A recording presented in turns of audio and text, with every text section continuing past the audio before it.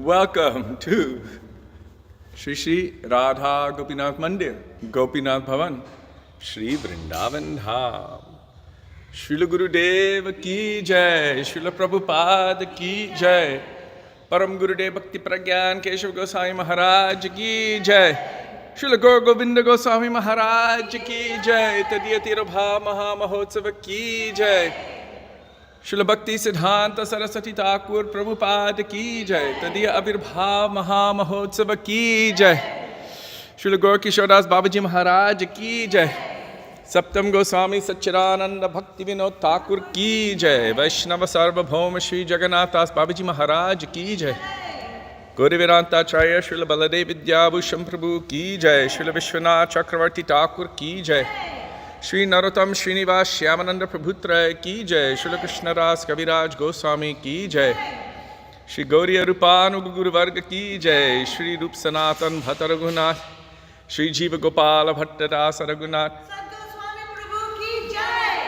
Shri Surup Damarayana Manandari, Shri Gaur Parshad Vrinda ki jai, Namacharya Srila Haridas Thakur ki jai, Prem se kaho Shri Krishna Chaitanya Prabhu Nityananda, Shri Vasadi Gaura Bhakta Vrinda ki jai, Shri Radha Gopinath ki jai, Hare Krishna Mahamantra ki jai, Gaura Bhakta Vrinda ki jai, Shri Gaura Premanande Hari Hari Bol. See, these are history of questions, but also I read Hari Nam Jiva Aleka Swami. You might be turned off, but Radha Vaikuntha, Radha Krishna Bol, and Jai Radha Radha. So one of those should be sung. Or Hari Nam Jiva.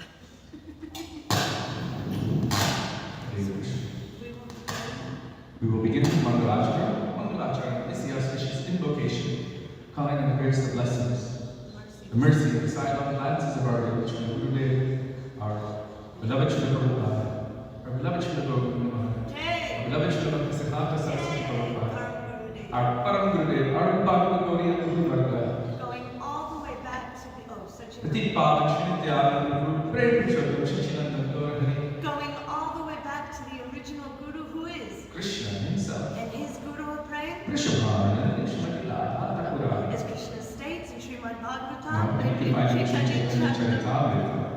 Radhikar Prema Guru Ami Shisha Nata Sada Amanana Nritya Nachaya Udvata.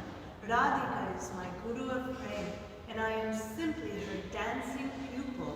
She makes me dance various novel dances according to her tune. So you can find Mangalachara on page 1 of Beautiful Vajan treasure trove. Shri Gauriya Gauriya Kiti, which is starting with Page 1 one. Shri Guru, Shri Yuta, Adakam. Okay, now please. Okay. Well, that's fine. Vandeham Shri Guru, Shri Yuta, Adakamanam, Shri Gurum Vaishnavanscha, Shri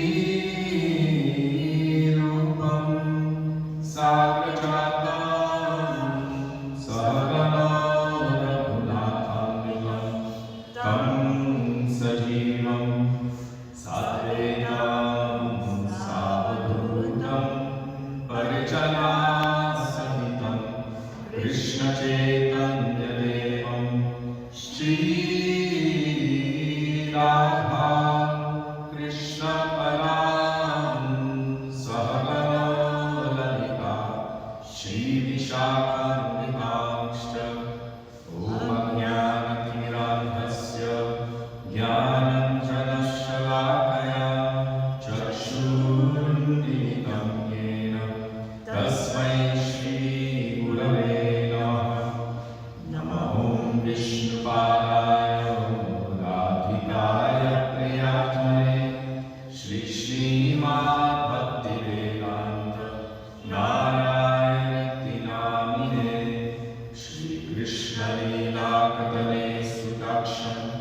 औदर्यमाधुर्य गुणैश्चयुक्तं वरं वरेण्यं पुरुषं महन्तं नारायणं तं शिरसं नमामि त्रिदन्दिनं भक्तशिरोमणिं च श्रीकृष्णपादाच्युतैकहृति चैतन्यलीलामृतसारसार नारायणं तं सततं प्रपद्ये नमो विष्णुपादाय कृष्णप्रेष्ठाय भूतले श्री श्रीमद्गोविन्द गोस्वामी नामिने नमो विष्णुपादाय कृष्णप्रेष्ठाय भूतले श्रीमते भक्तिवेदान्त स्वामी नामिने नमस्ते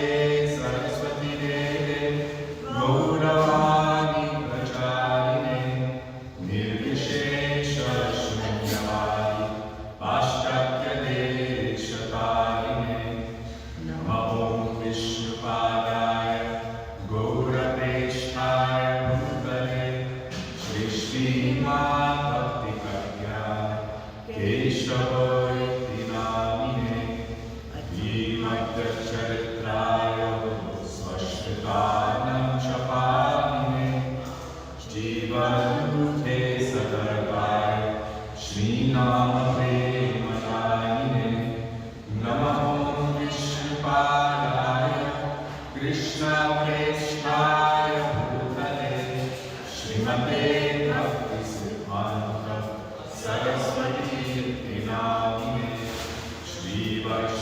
श्रीवर्षभानुदेवी दैकाय प्रभाभये कृष्णसम्बन्धविद्याय दैनेत्रभवे नमः माधुर्योज्ज्वलप्रेमध्य श्रीरूपानुगभक्तिदा श्रीगौरकरुणाशक्ति विग्रहाय नमोस्तुते नमस्ते गौरवाणी श्रीमूर्तये निरकारिणे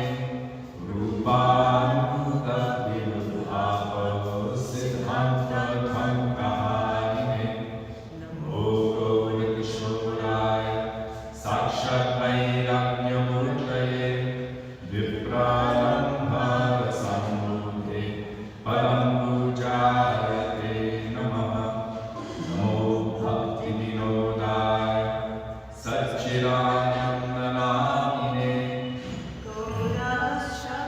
स्वरूपाय रूपानन्दभराय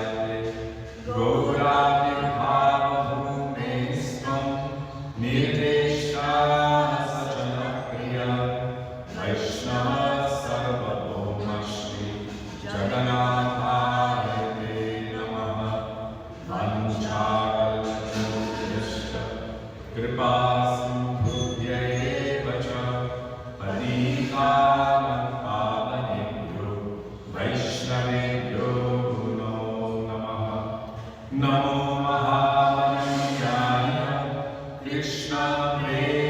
कृष्णप्रेमप्रदायते कृष्णाय कृष्णचैतन्य नाम्ने गौरतिशे नमः हे कृष्णा करुणा सिन्धो दीनबन्धो जगत्पते गोपेश गोपिकान्त राधाकान्त नमोऽस्तुते तप्तकाञ्चन गौराङ्गी राधे वृन्दावनेश्वरी वृषभानुसुते देवी प्रणमामि हरिप्रिये जयतां सुरतो पङ्गो मम मन्दं मतेर्गति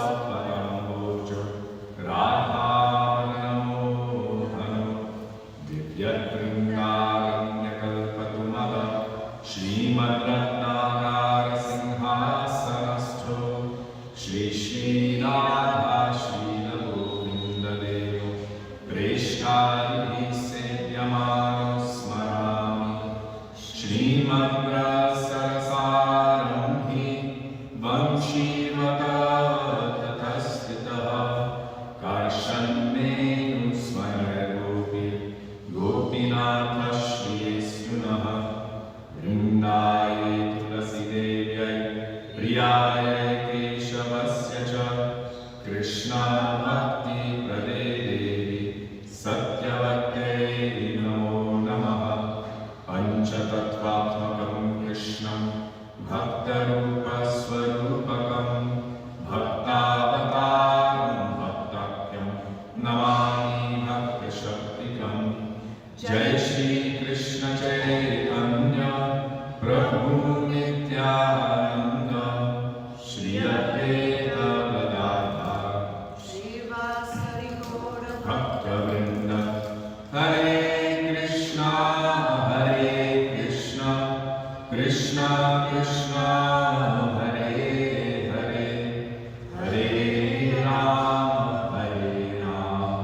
Rama Rama Hare Hare.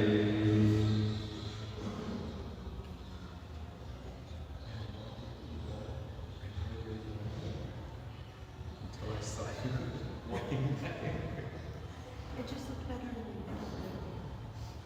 If you want the full, you have to do it on the side.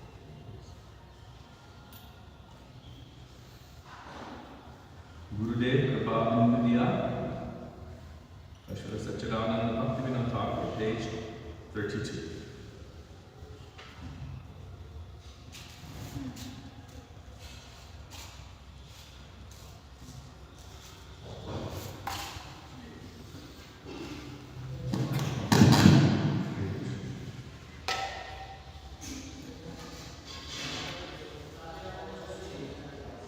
Yes?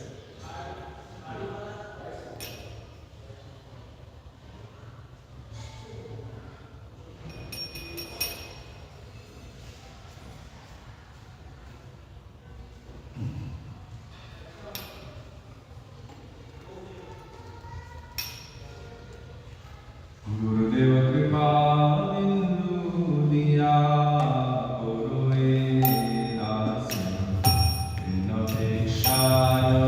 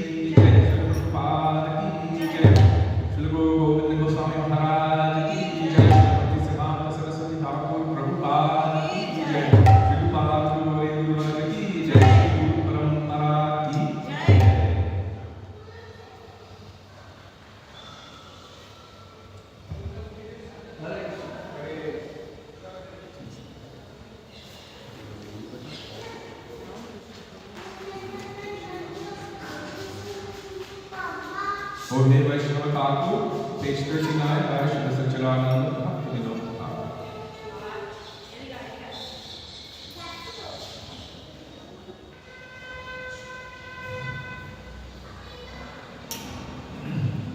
O Hey Vaishnava Thakur, Goya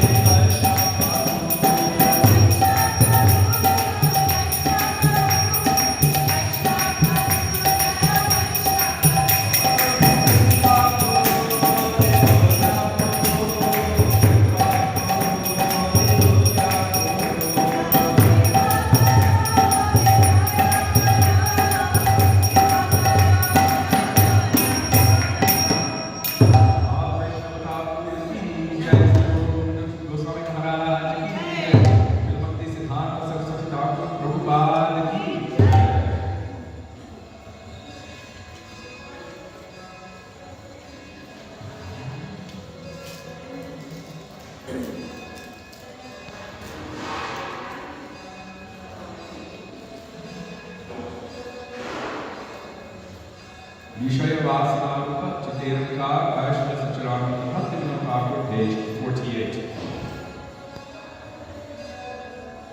Calling out for the mercy of our six Goswamis. Vishaya Vasana Chitera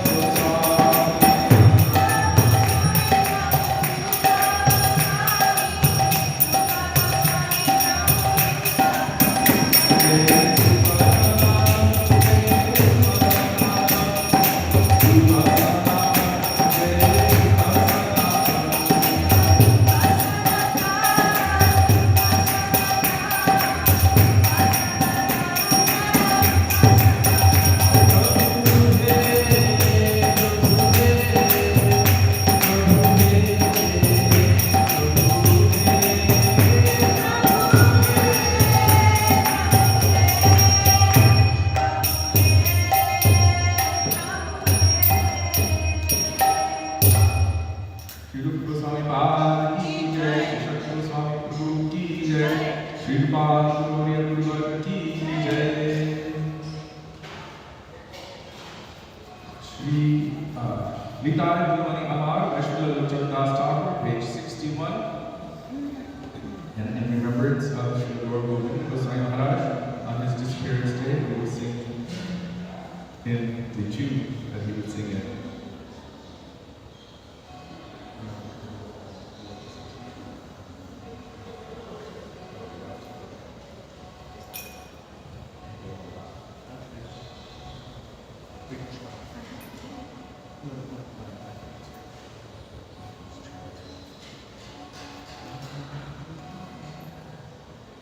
Shri Krishna Chaitanya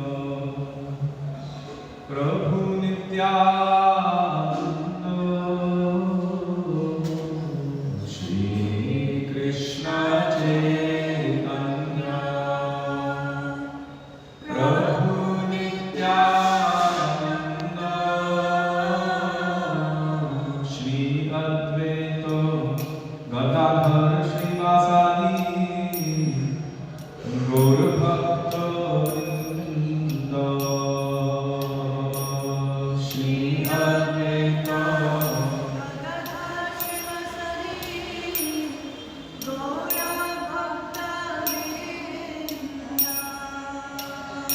Oh Shri Krishna Chaitanya Prabhu Nityananda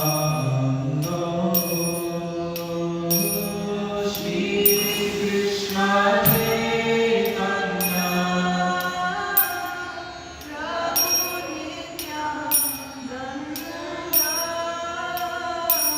Shri Advaita Gadadhar Srivasadi Gaura Bhakta Vrinda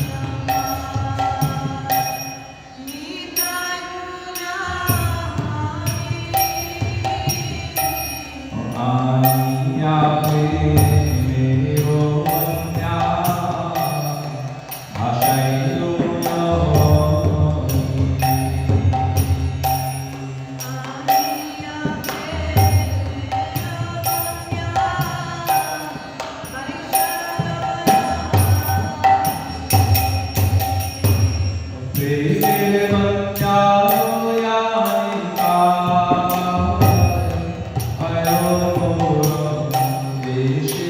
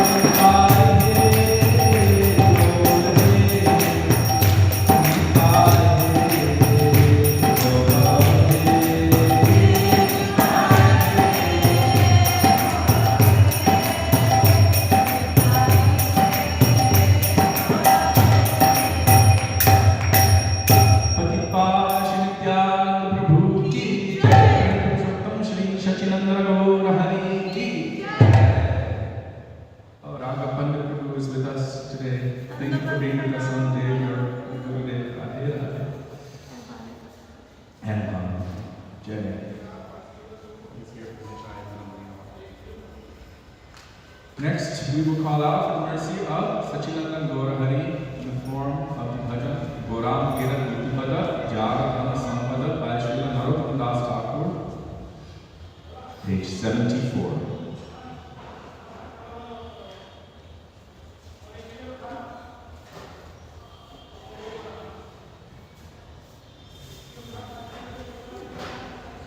Goram Gira Nitipada Jagatama Sampada Goram Gira Nitipada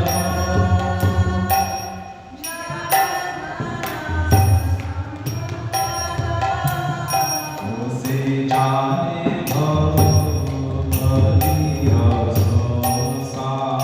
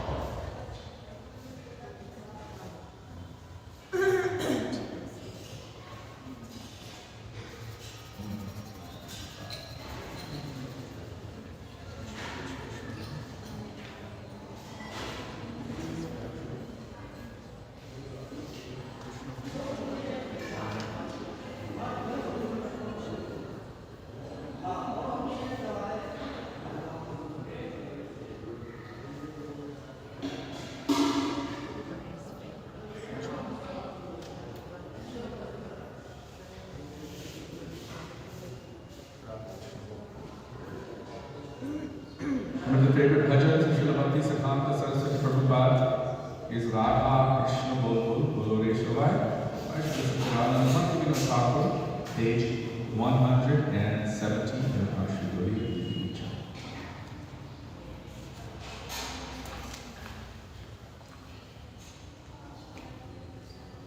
Radha Krishna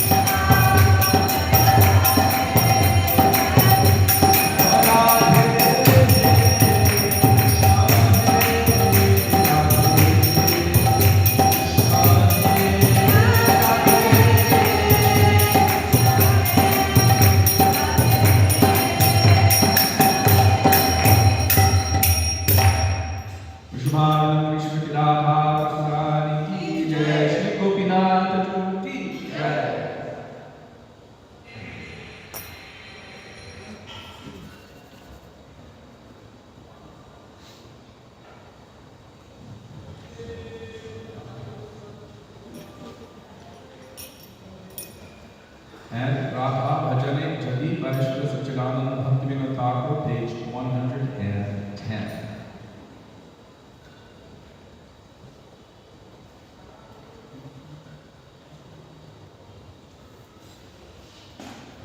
Radha Bhajane Jadi Madina Mela Krishna Bhajana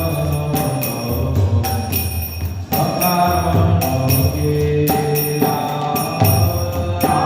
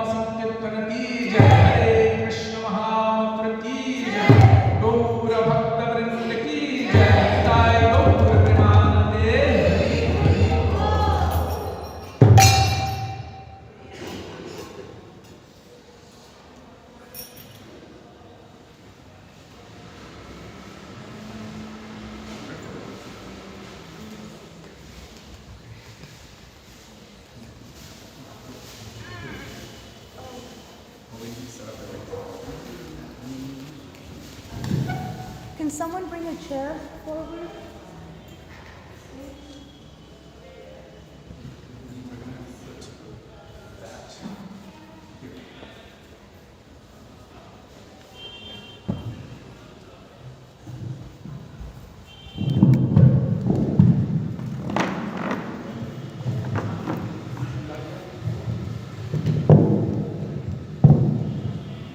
Hare Krishna. Hare Krishna. Gurave Gaurachandraya Radhikaya Tadale Krishnaya Krishna Bhaktaya Tadbhaktaya Namo Namah Ajnanatimirandhasya Jnananjana Shalakaya Chakshurmilitam Yena Tasmai Shri Gurave Namah Namah Om Vishnupadaya Radhikaya Priyatmane Shri Srimad Bhaktivedanta Narayaniti Namine Namah Om Vishnupadaya Krishna Presthaya Bhutale Shri Srimad Gaur Govinda Goswami Niti Namine Namah Om Vishnupadaya Krishna Presthaya Bhutale Srimate Bhaktivedanta Swami Niti Namine Namah Om Vishnupadaya Gaur Presthaya Bhutale Shri Srimad Bhakti Pragyana Keshava Niti Namine Namah Om Vishnupadaya Krishna Presthaya Bhutale Srimate Bhakti Siddhanta Saraswati Niti Namine Shri Varshabharvi Devi Daitaya Kripabdhaye Krishna Sambandha Vigyana Naine Prabhave Namah Madhuryo Jwala Premadhya Shri Rupanuga Bhaktita Shri Gaura Karuna Shakti Vigrahaya Namostute Namaste Gauravani Shri Murtaye Dinakarine Rupanuga Virudhapa Siddhanta Dvantaharine Namo Gaura Kishoraya Sakshat Vairagya Murtaye Vipralamhara Sambodhe Padambu Jayate Namah Namo Bhakti Vinodaya Satchidananda Namine Gaura Shakti Swarupaya Rupanugamparayate Vancha Kalpatarubhyascha Kripa Sindhubhya eva cha Patitanam Pavanebhyo Vaishnavebhyo Namo Namah Jai Shri Krishna Chaitanya Prabhu Nityananda Shri Advaita Gadadhar Srivasadi Gaura Bhakta Vrinda Hare Krishna Krishna Krishna Hare Hare Hare Rama Rama Rama Hare Hare Mukam Karoti Vachalam Pangum Langayate Girim Yat Kripatamaham Vande Shri Gurum Vinatarinam. First of all, I offer my Dandavat Pranam thousands of times in the dust of the lotus feet of our beloved Srila Gurudev, Nitya Lila Pravishta Om Vishnupad, Ashto Tarashat Shri Srimad Srila Bhaktivedanta Narayan Goswami Maharaj. And today, on the occasion of the anniversary of his disappearance, I offer my pranam thousands of times in the dust of the lotus feet of Srila Gaur Govinda Goswami Maharaj. Also, I offer the same thousands of Dandavat pranam, the dust of the lotus feet of Nitya Lila Pravishta Om Vishnupad Ashto Tarashat Shri Srimad Srila Bhakti Vedanta Swami Srila Prabhupada, to our Param Gurudev, and especially on this day, the day of the anniversary of the appearance of Srila Bhakti Siddhanta Saraswati Thakur Prabhupada, I offer my Dandavat Pranam thousands of times in the dust of his lotus feet, and unto the lotus feet of all of our Rupanuga Gauriya Guru Varga. And to all Vaishnavas and Vaishnavis, past, present, and future, including all of you who are physically present and virtually present, I offer my Dandavat Pranam. Hare Krishna. So today, as all of you know, we are observing supremely auspicious and transcendental day. The day of two of our most vocal and uncompromising acharyas. Today, the day is the disappearance anniversary of Srila Gaur Govinda Goswami Maharaj, and also the appearance of Srila Bhakti Siddhanta Saraswati Thakur Prabhupada. Srila Gaur Govinda Goswami Maharaj ki jai. Srila Bhakti Siddhanta Saraswati Thakur Prabhupada ki jai. So again, I'm in the role of MC, must be careful or must be crazy. Either one, it's a very dangerous seva because we call on the seniors and then, in my case, I would have to use the kartals to stop them from speaking. And so this is very dangerous. So I'm begging forgiveness in advance for this seva that I must do for the benefit of all of the devotees. Also, I'm requesting that we keep the subject matter and the topic about these two personalities, the glories, the speciality, the teachings, the adherence, the observance, and the impact of Srila Gaur Govinda Goswami Maharaj and Srila Bhakti Siddhanta Saraswati Thakur Prabhupada. Trying to focus on these two personalities and their glories. Srila Gurudev would mention that in terms of timing, if we have excessive amount of time, then we can speak about things like kachoris and toy guns and things like that, as we would with our Srila Bhaktivedanta Swami Prabhupada. But in terms of the timing and the time allotment that the devotees have, Srila Gurudev would request that we should try to focus on the glories of these individuals. So now, I don't know who to call first. I've been requested by some of the senior Vaishnavas that I should call them later on. And so I will follow their instructions to call them later on. But I think, Tirthapad Prabhu, we would like to request you to come forward first and speak on the glories of these personalities.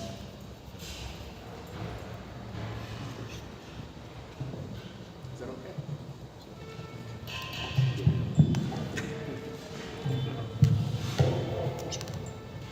Well, I didn't mention, officially 10 minutes, Ching at 11 minutes, double Ching at 12 minutes, non-stop Ching at 13 minutes. Have you seen Gurudev?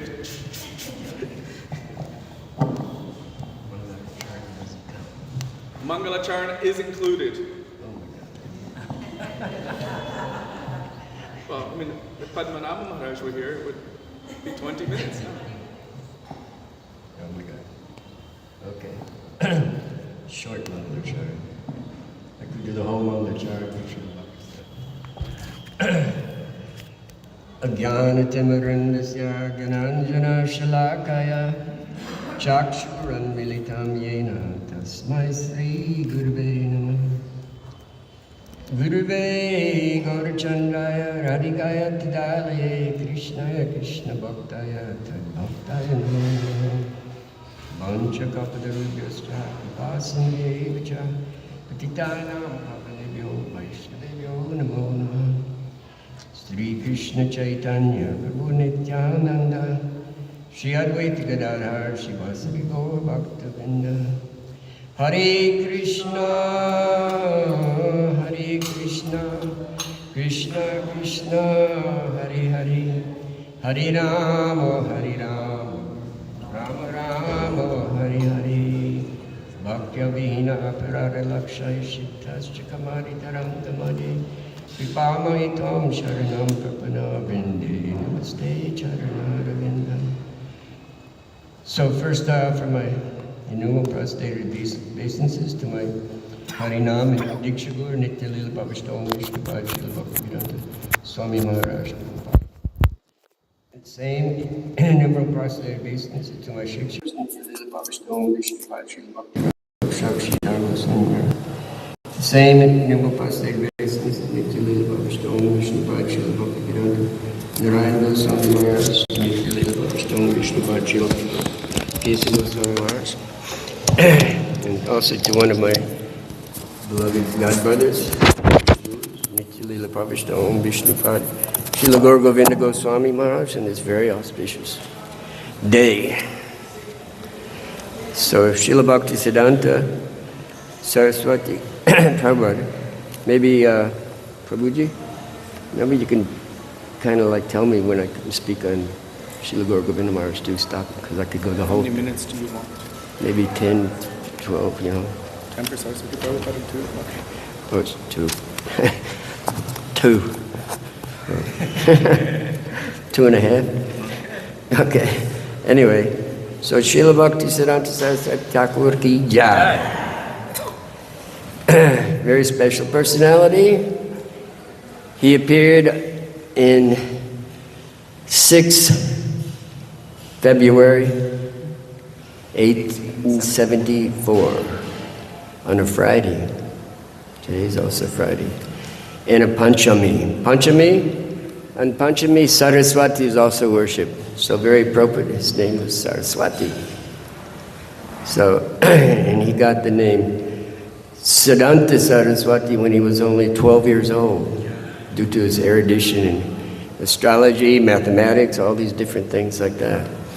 But even his birth is so auspicious. When he appeared, it said that he appeared in Jagannath Puri. It says, Si Brahma Ruda Sanika Vaishnava Shiti Pavana Chaturas Te Bhavya Hi Utkale Purushottama. Hi Utkale Purushottama. He appeared in Jagannath Puri. And when he appeared, he had the thread, his umbilical thread, around his body like a Brahman thread. Very auspicious, like that. And then 6 months later, we heard that in Rath Yatra day, Rath Yatra is coming and stopped in front of Bhaktivinoda Thakur's place. And at that time, he was getting his first grains, and she brought him out, his mother brought him out, and showed him to Jagannath, and at that time the garland fell off Jagannath, and the pujari put it on the baby Bimala Prasad. Bimala Prasad. So very auspicious. And then it said that when he was 7 years old, he actually knew all the Bhagavad Gita, all 700 verses of Bhagavad Gita. That's how, all 700 verses, when he was 7 years old. So amazing. And then he, when he was 11 years old, he was actually invited into the Sanskrit college too. So he would actually know Sanskrit from that early age. And he had a perfect memory. He was a Shrutidhar. Anything that, any verse or anything that somebody would say, he could remember it by just saying it one time. One time and he would remember it, just like Sutta Goswami. It's like that. So, very auspicious. And in his prayer, actually, which is really remarkable, in this prayer that they did in the Gaudiya Math, they wrote this Madhurya Ujjvala Premadag Sri Rupanuga Bhaktidasi Goda Karuna Shakti Vigrahaya Karuna. So in that we see that he actually appeared he appeared for a very special purpose, to give this Ujjvala Ras, to spread this Madhurya Ras all over the world. The Christians or any other religion, they don't present Madhurya Ras. Even Bhaktivinoda Thakur says in Christianity, they go up to only Vatsali Ras, a little bit, like that, but they don't go into Madhurya Ras. Everybody's afraid to speak of it. But here's such a powerful personality. He appeared to spread this Madhurya Ras and Ujjvala Ras. Ujjvala Ras. Who was Srila Bhaktisiddhanta Saraswati Thakur? His eternal sarup was Nayanamani Manjari. So Madhurya Ujjvala Ras. So to spread this here was very difficult, of course. At the time, the British, I'm tempted to say bloody British, but I'll say British. They came into India and they were taking over all the places like that in India, and at that time, there started to become an independent movement. There was two independent personalities that were actually focused on. One was obviously Gandhi, who was the nonviolent movement, but there was another one. There was Netaji Subhash Chandra Bose. Has everybody heard of him? Prabhupada said actually he's the one who liberated India, given the independence. Very strong personality. He came one day to see Srila Bhaktisiddhanta, and he told Srila Bhaktisiddhanta, I want to request you to send some of your boys to my movement so we can help fight independence for India. So Srila Bhaktisiddhanta said, have you read Bhagavad Gita? And he says, of course I have. All Hindus know Bhagavad Gita, right? So he said, then Srila Bhaktisiddhanta said, so have you heard this verse, Yam Yam Vapi Smaran Bhavam Tiyajat Yanti Kevalevaram Tam Tam Ivaiti Konteya Siddhatat Bhavat Bhavat Yat. Have you heard of this verse? He says, yes. He says, so whatever one thinks of at the time of leaving the body, you would take that body. Huh? So what if Srila Bhaktisiddhanta said, yes, I heard reincarnation. Huh?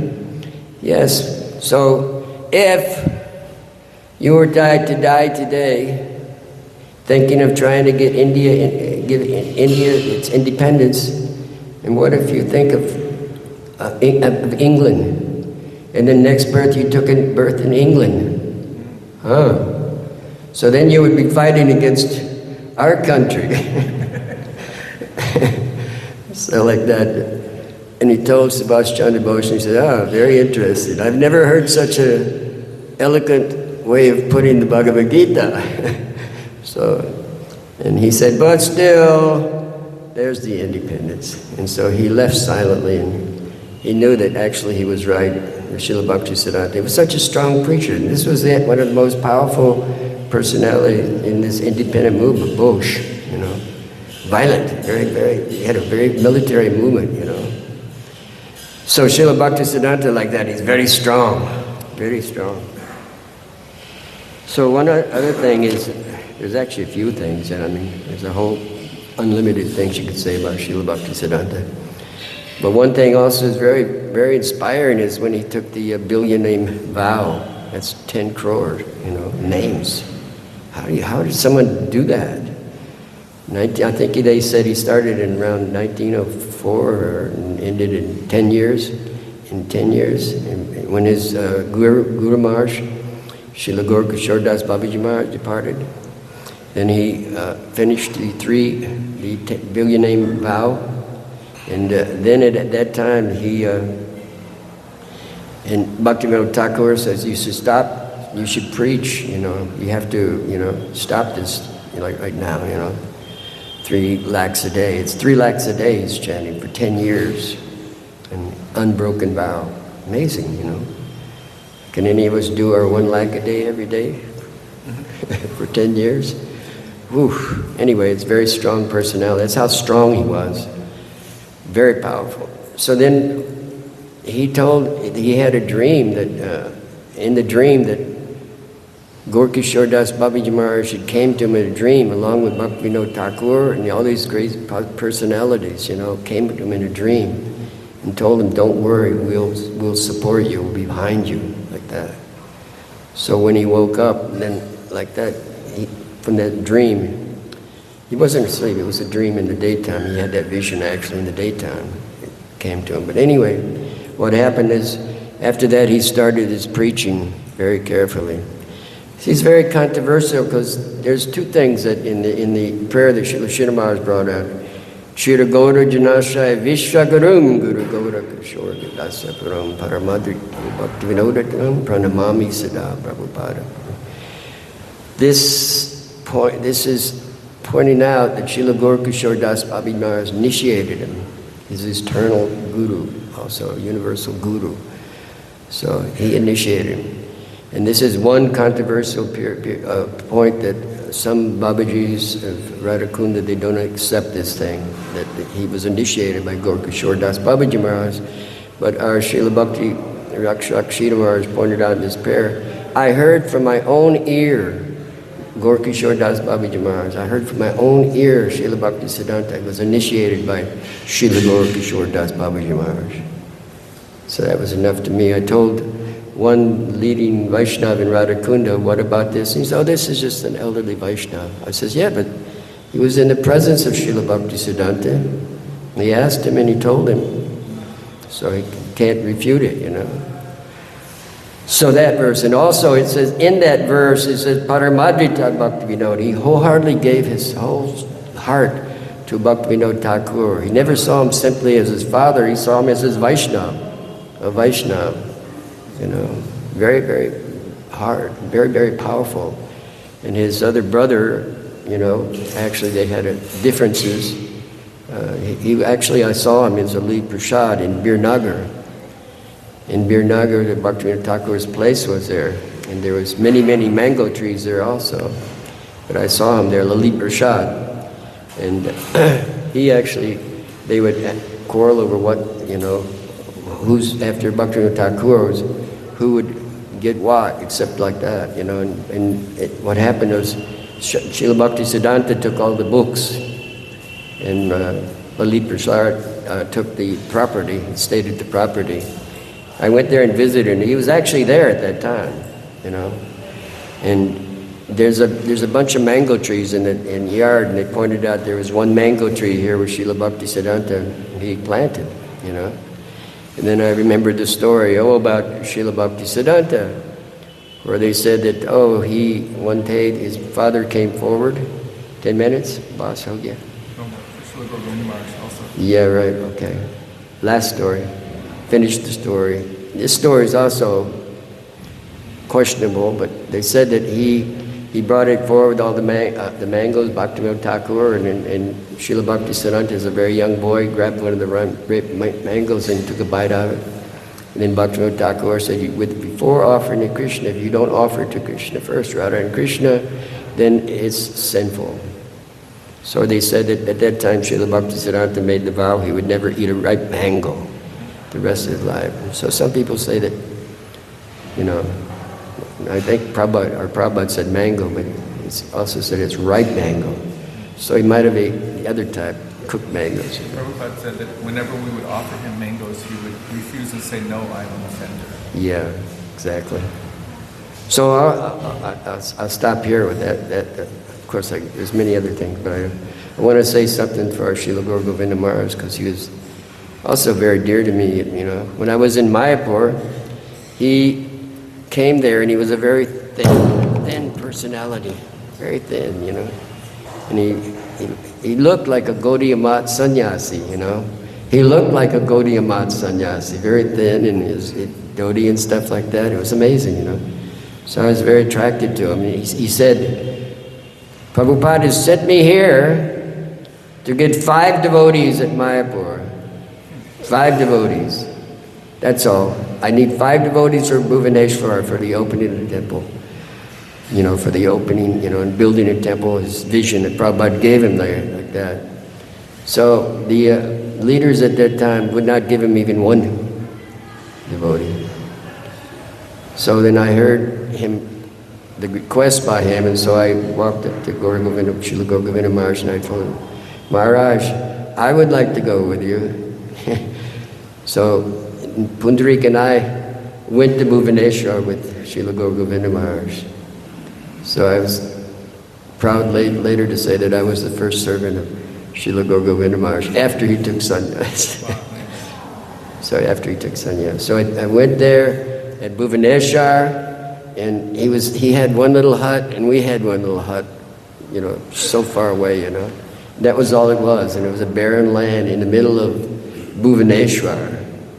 And at that time, in the 70s, we would go to the town and collect, you know. And it was very difficult because a lot of people in Orissa, they don't take too kind to, you know, Westerners like that, you know.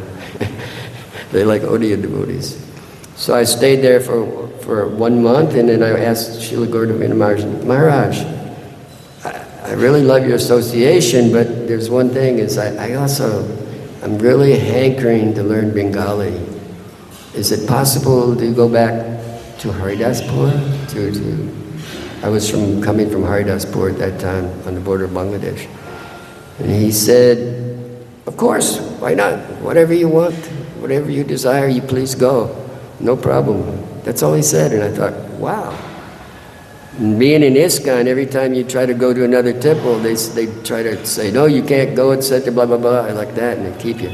Okay, I'm over the time. Jai Srila Gaura Govinda Maharaj ki jai, Srila Bhakti Siddhanta Saraswati Thakur Prabhupada ki jai. Vanchakalpatarubhascha kripasinabhyevacha patitanam pavanebhyo vaishnavebhyo namo namaha. It's just not enough time to glorify these two. Thank you very much, Jyoti Prabhu, for sharing about Srila Bhakti Siddhanta Saraswati Prabhupada, Srila Gaura Govinda Maharaj. I just see your finger pointing that way. Who? You pointed to Gurutama Prabhu? Yes, okay. Guruttama Prabhu, please come forward. You just saw the finger going like this. There was a lot of people over this way, so I wasn't sure. Would you like the chair? Okay.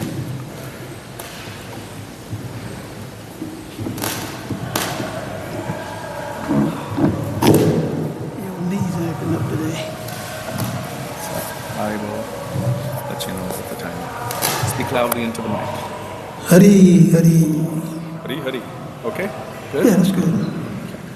Namo Vishnu Padaya Krishna Prastaya Bhutale Srimati Bhakti Vedanta Swami Dinamne Namaste Saraswati Devi Gaur Vani Pracharine Nivasesha Sunyavadi Paschachade Satarine Om Gyanadhanandasya Gyananjana Salakaya Chaksurmilitam Jena Tasmai Shri Guruve Namaha. So, again, we find ourselves glorifying. It's been an incredible run since December. We're just glorifying these great personalities.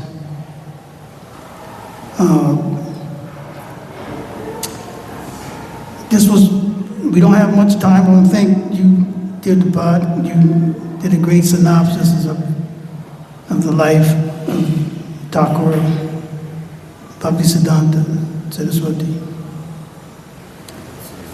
So I just wanted to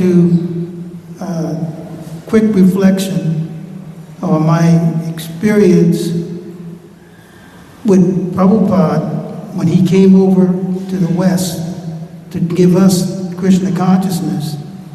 He came over fully imbibing the mood of Srila Bhakti Siddhanta Saraswati Thakur.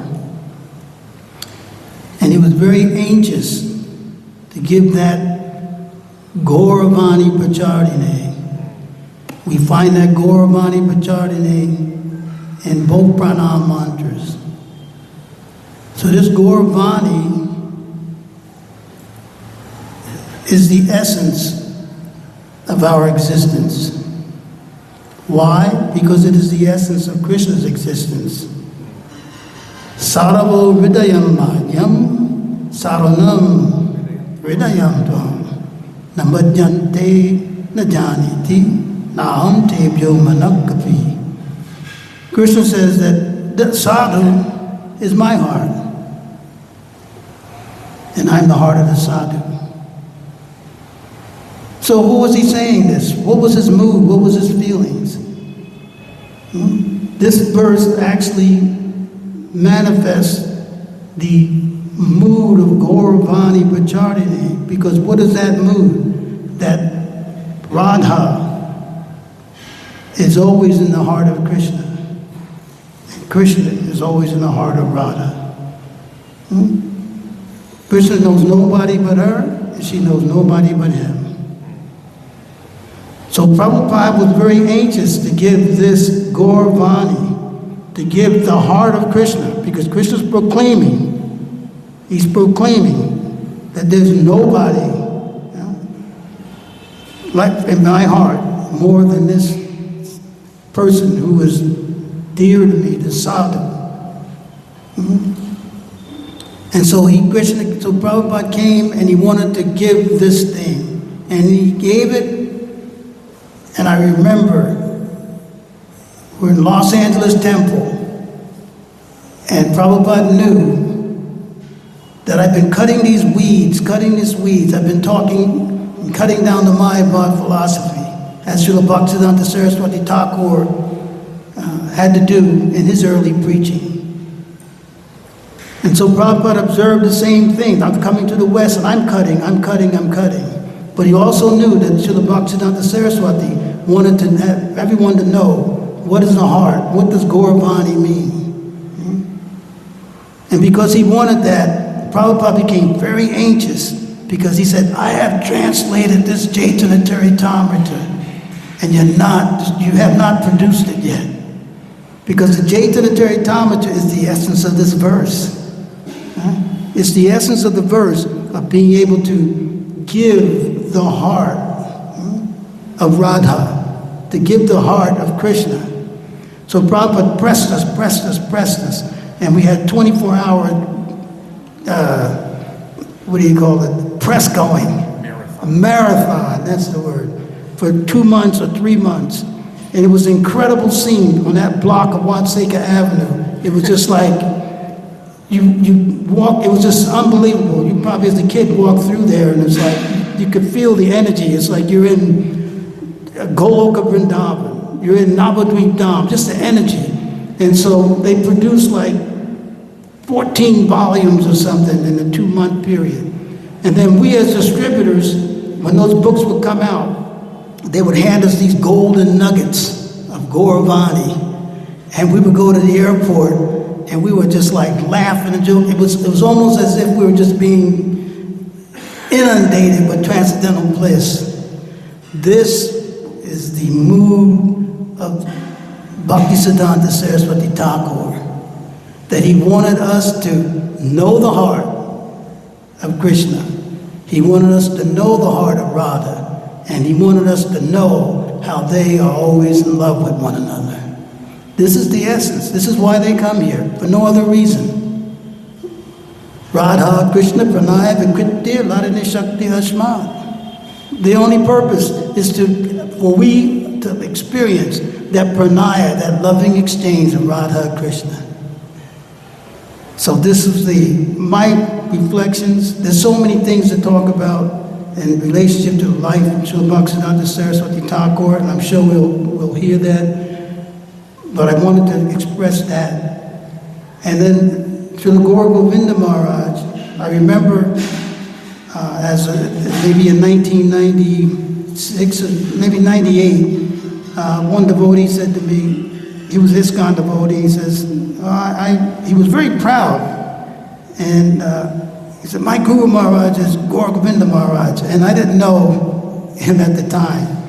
And I was thinking to myself, yeah, another ISKCON guru, right? And then he gave me a tape. And I heard that tape, and I was like, whoa! This is a person of my heart here. And so I coined his phrase, do you know my language? Can you understand my language? And he would laugh.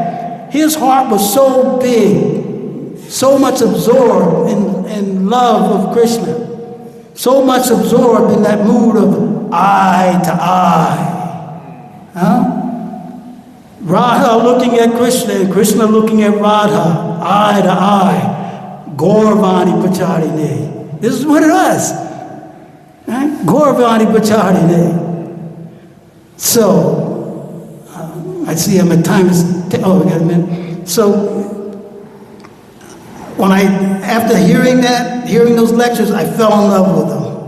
So I just listened to all his classes, all his lectures, and I was thinking prior to that Prabhupada has touched many of us.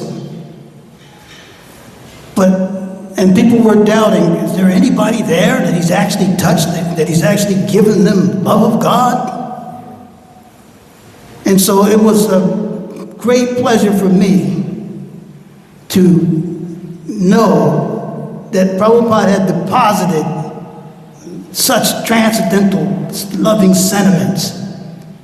And instead of becoming envious or discouraged, I was thinking, well, maybe I can get some. Because he's actually given it. There's the proof. So today is a day for us to truly contemplate what is the purpose and the mission of our Gaudiya line. And that mission has been fully expressed in the lives of our acharyas. There's a symmetry in their lives. And we can see that they all endeavored very diligently to try to give the essence of what Krishna wants us to have. And he wants us to have the understanding that I am fully in love with Srimati Radhika. Go Premanande Hari Hari Bol. Quick and easy. Thank you, Guru Tama Prabhu, for sharing about these great personalities. I think now we should call Gopi Jana Vallabha Prabhu to please come forward and offer your Shraddha Pushpanjali, the lotus feet of Srila Bhakti Siddhanta Saraswati Prabhupada.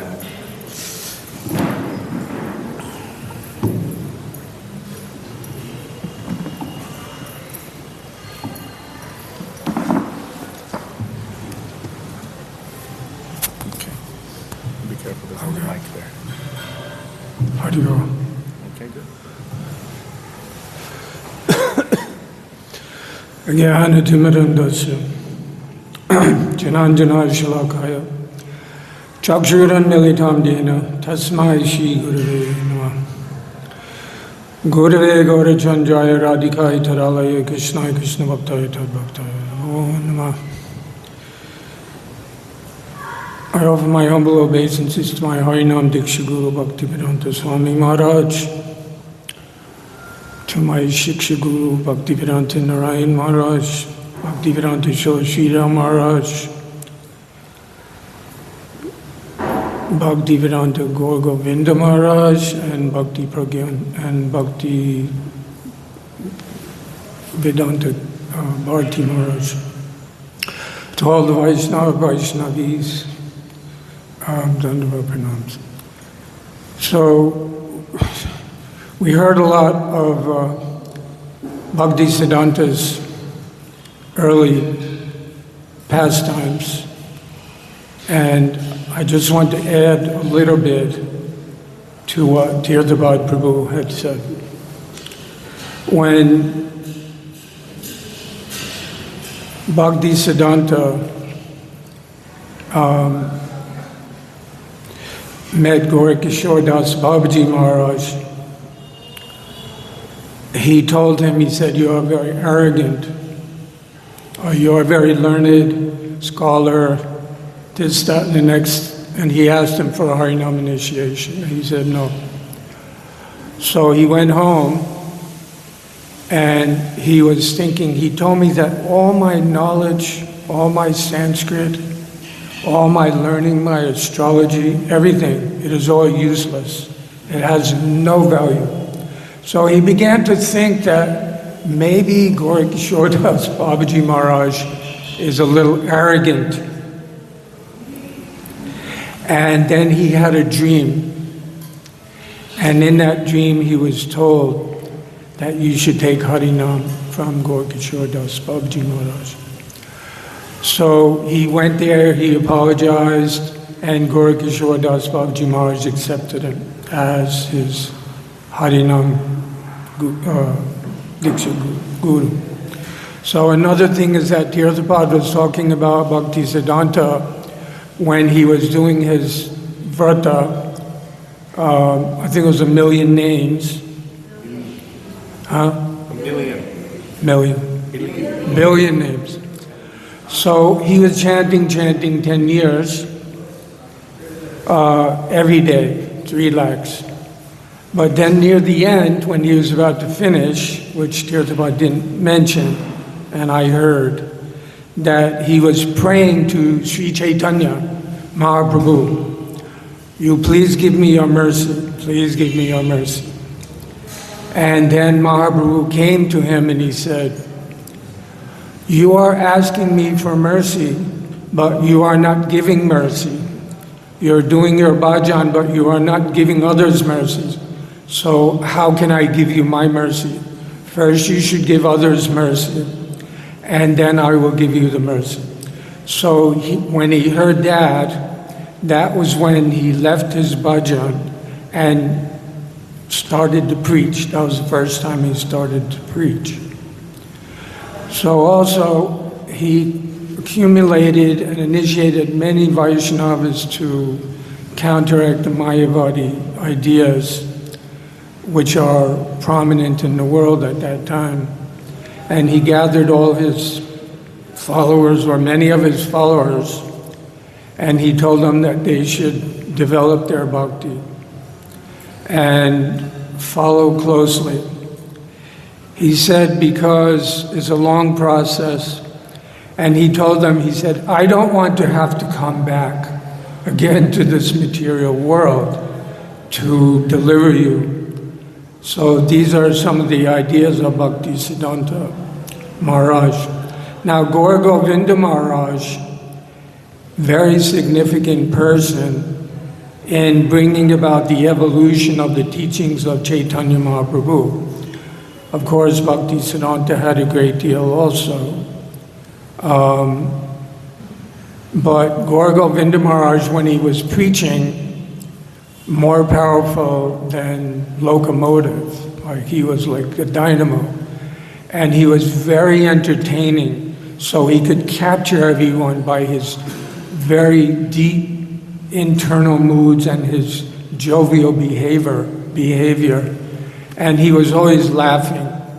So he, at one particular point when he started to preach, he was going to reveal about Radha Bhav, which in ISKCON wasn't very prominent at that time, not openly or expressed in a deep sense. So he began his class, he said, I've been inspired by Chaitanya Mahaprabhu to speak about Radha Bhav.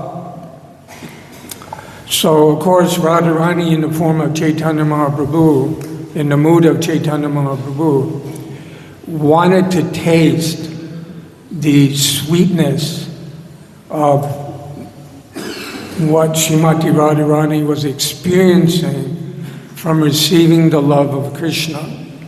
So he wrote many books on the subject and spoke it and opened it up for many people in ISKCON, which is a blessing for all of us. Otherwise, we might not have gone in that way or had conviction to follow that teaching. He wrote me 2 letters stating that I should hear about Raganuga Bhakti from Srila Narayan Maharaj. So that inspired me to do that. Now, when he began to preach like that, he was, almost banned from ISKCON because of his preaching. He also preached that the jiva never fell from the spiritual world, which is contradictory with the ideas that they were thinking about in ISKCON. And also that Mahaprabhu, his mood is not with the peacock feather, which is Krishna. So that automatically brought negativity from the ISKCON devotees. They also banned his preaching in the West, pretty much. Now, just before he was banned from all the temples, he came to my temple in Gitanagari, where he spoke very beautifully and uplifted all the devotees to a more sattvic level just by his siddhanta and by his presence, questioning the ISKCON so-called elite philosophical heads of the society. He would ask them different questions, and they could not answer his questions. So he had at that time I realized he had a much deeper insight to the teachings of the Gaudiya Sampradaya.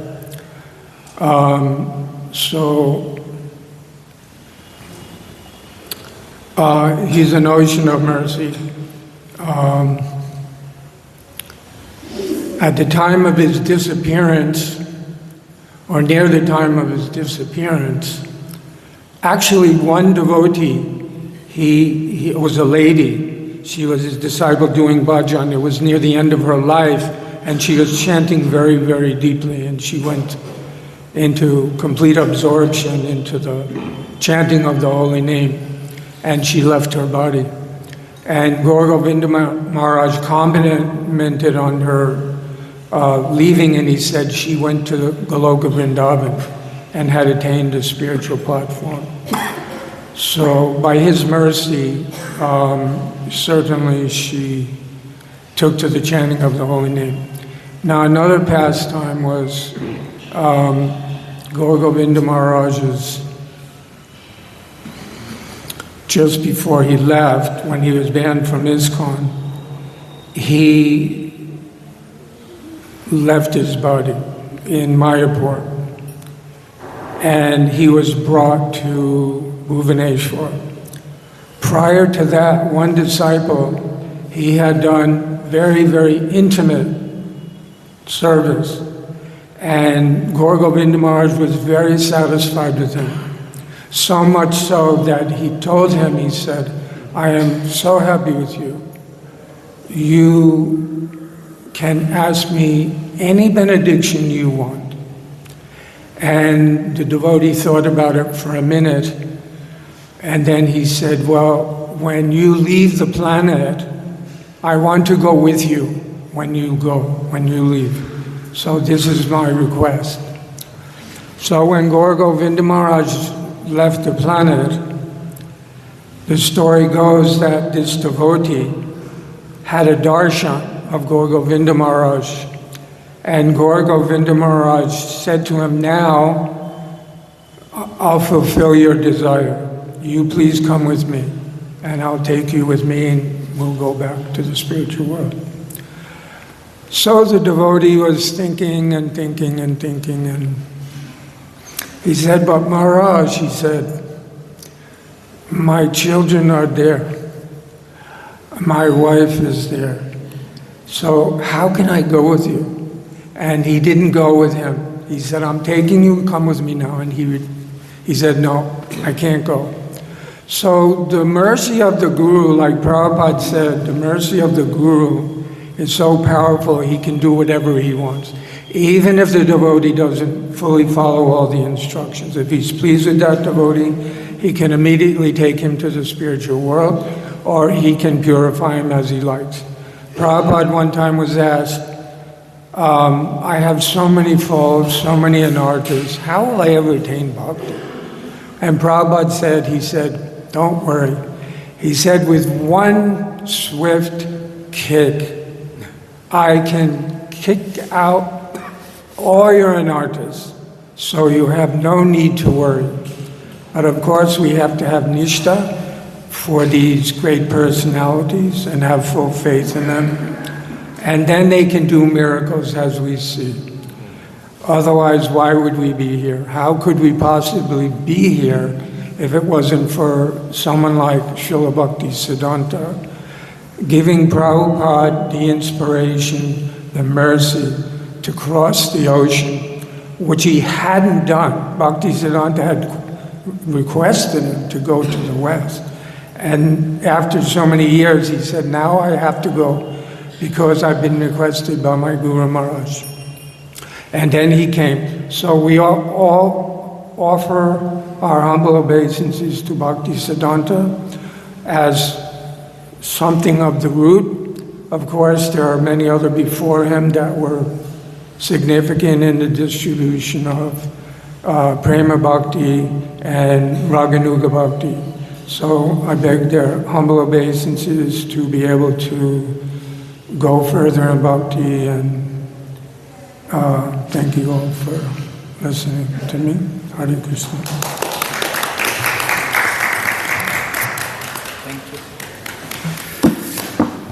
Thank you, Gopi Janavallabha Prabhu, for sharing also your communication with Srila Gaur Govinda Maharaj, where he instructed you to seek the association of our Srila Gurudev. Next, I would like to call on Rohini Nandan Prabhu, disciple of Srila Prabhupada, who did so much service. And also you've met Srila Gaur Govinda Maharaj. I remember you were telling something before about your interactions with him. You're not ready? Vrindavan Vilasini Didi? Okay. She's always ready.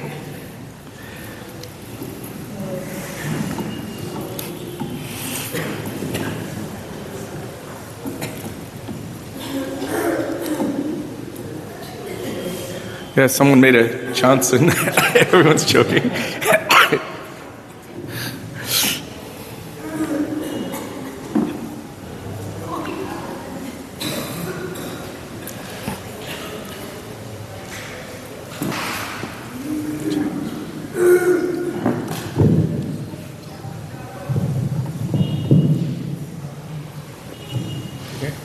don't know. You know. Whatever's good. You can tell me. Om Jnana Jananjana Salakaya Chakshurmilitanena Tasmai Shri Gurave Namaha Shri Chaitanya Manopistham Kapitanena Bhutale Swayam Rupakanamaya Namo Maha.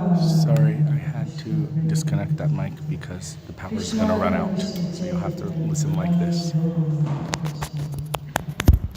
Hare Krishna, Krishna Krishna, Hare Hare. Hare Ram, Ram Ram, Hare Hare. First of all, I'd like to offer my heartfelt Puspanjali to the lotus feet of my Harinam Diksha Guru, my mother and my father who gave birth to me, Srila Bhaktivedanta Swami Maharaj, our life and soul. Second of all, to my Bhajan Shiksha Guru, Srila Bhaktivedanta Narayan Goswami Maharaj, and to my Param Guru Dev, Srila Bhakti Siddhanta Saraswati Thakur, Srila Prabhupada. You have to excuse me, I'm still not feeling so well, but I'll try the best I can. And I kind of choke on this air coming from the kitchen. So, we'll try. So, what I was thinking is not only how amazing is Srila Bhaktisiddhanta, but how near and dear he is to all of us.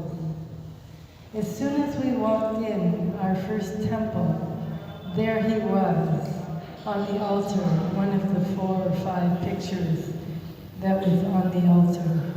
He was waiting for us. He was just waiting for us to surrender and to come to him. He was already thinking about our welfare from the beginning of his life, in fact, from when he was in the spiritual world. He's a Rupanuga Guru, Gaudiya Vaishnava. He's come here to this material world to help fulfill the inner desire of Sriman Mahaprabhu, just like Rupa Goswami.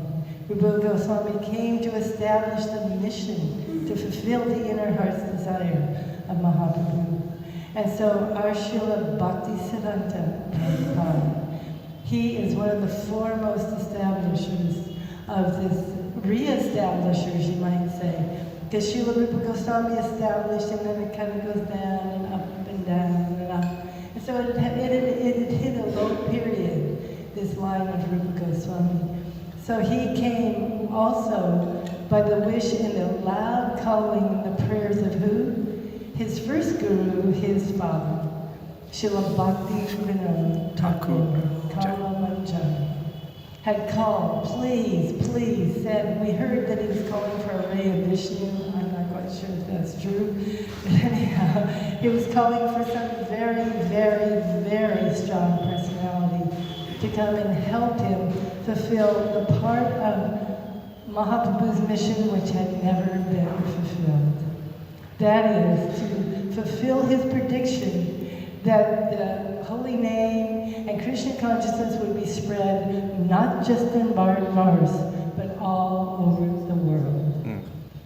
Because many things had been done before Bhaktisiddhanta, establishing the teachings of Mahaprabhu all over India. But no one had taken it outside of India. So this was a big, big, how do you say? Sorry, sometimes I lose my words. Yeah, contribution. And a big missing part is the link, you might say. Okay, so Bhaktisiddhanta, so mercifully, he came. He came and he came to fulfill that inner heart's desire of his guru. He also, his whole being was based on Guru Nishta, the Nishta in his father, and the Nishta in Gaur Kishore Das Babaji. And he gave that Nishta to every single one of his followers. So when he first met Swami Maharaj, our Srila Prabhupada, he could see, okay, here is the person, here is my follower who's going to be able to help me carry out this very important part of fulfilling inner heart's desire of Mahaprabhu. So in the very first meeting, he actually asked Swami Maharaj Prabhupada, and he actually empowered him. Although he already had the power, we can see he was already distributing Mahaprasadam and having Ratha Yatra when he was 5 years old. But still, that mercy from Sri Guru is part of our heritage. We really become born when we get the mercy of Sadhguru. And so Srila Bhaktisiddhanta Saraswati Thakur, he had that from birth. He had it from his father. And then he had it from Gaurkishore Das Babaji. And then he gave it to our Srila Prabhupada. And so Srila Prabhupada was waiting and waiting, and finally in his older age, he said, oh, okay, now is the time. Now is the time. And not only Bhaktisiddhanta's father, but his mother was also encouraging him, to do this. So he felt the loss. My mission hasn't been completely fulfilled. It has not. Even though he'd actually left this material world, he'd entered Nitya Lila, he's still feeling my mission has not been fulfilled. And we need to fulfill this. So he came to our Srila Prabhupada in many dreams, telling him to take sannyas.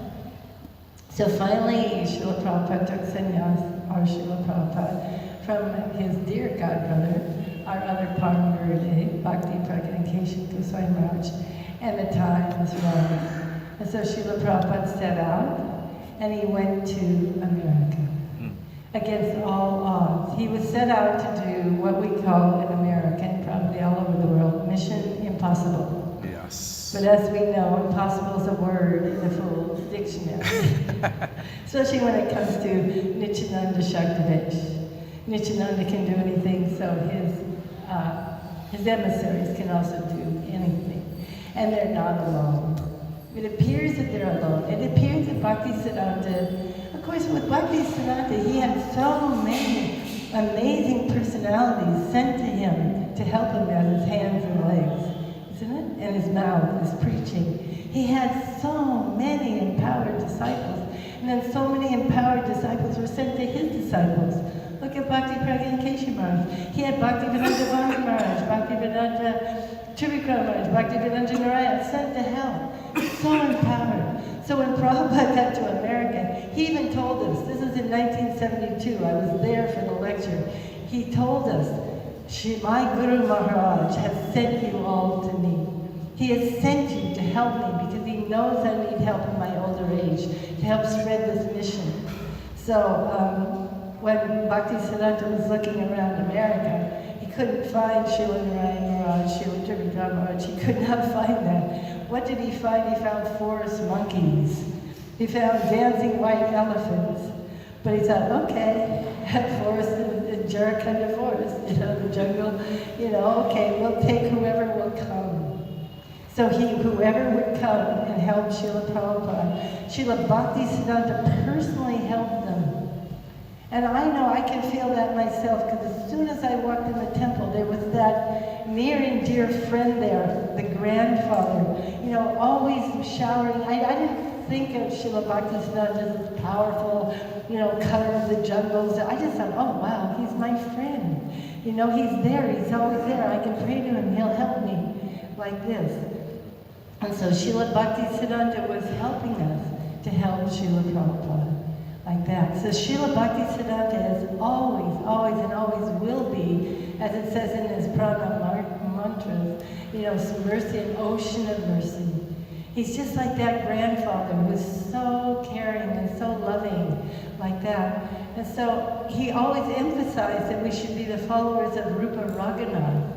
And our aim and object is the lotus feet of Srimati Radhika. He wasn't just emphasizing cutting the jungles, he did that.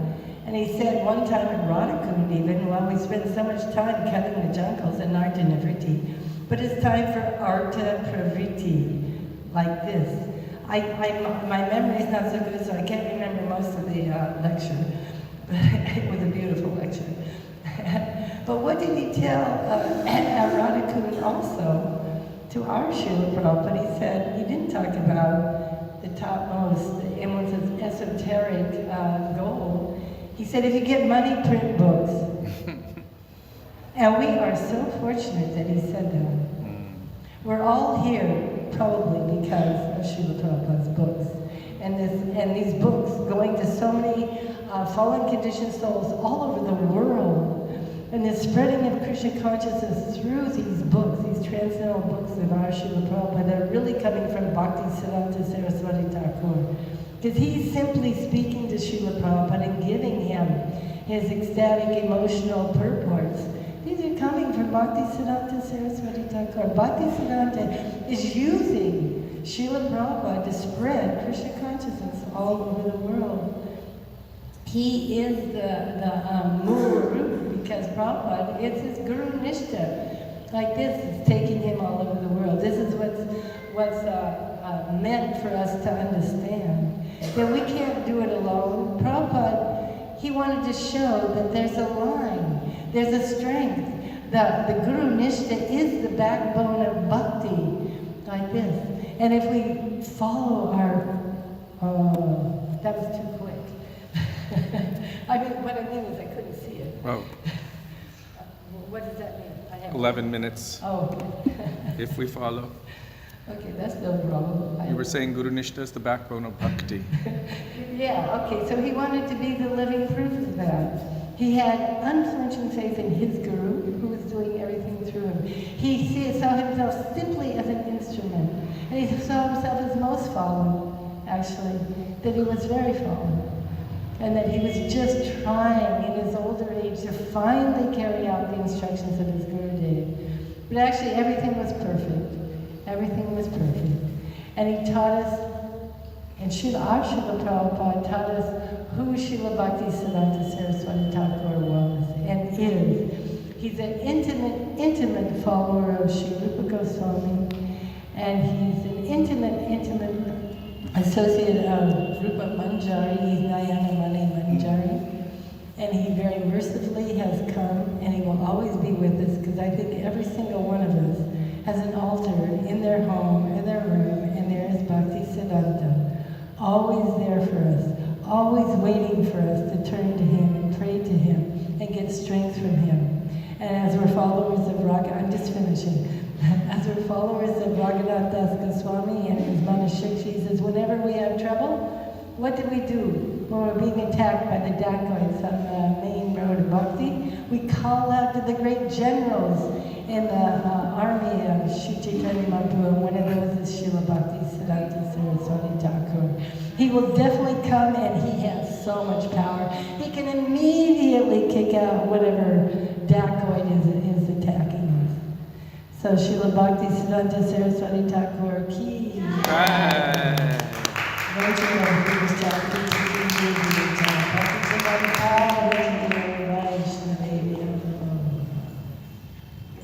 Thank you very much, Madam Vilasini Devi, for sharing. Oh, yeah. Next, we would like to call on Dear Krishna Prabhu to please come forward.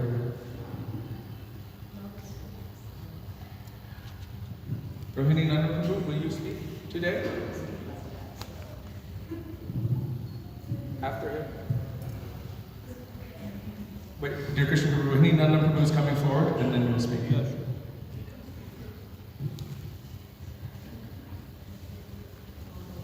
I feel very happy.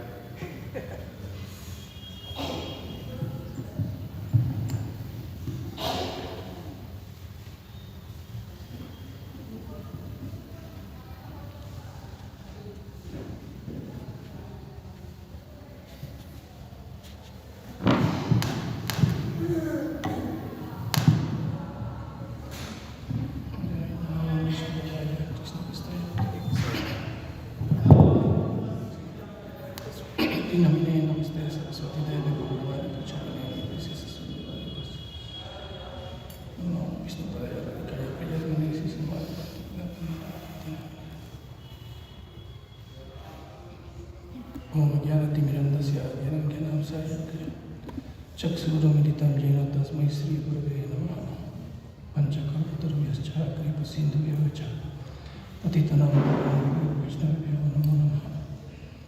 Ofrezco mis respetos y reverencias.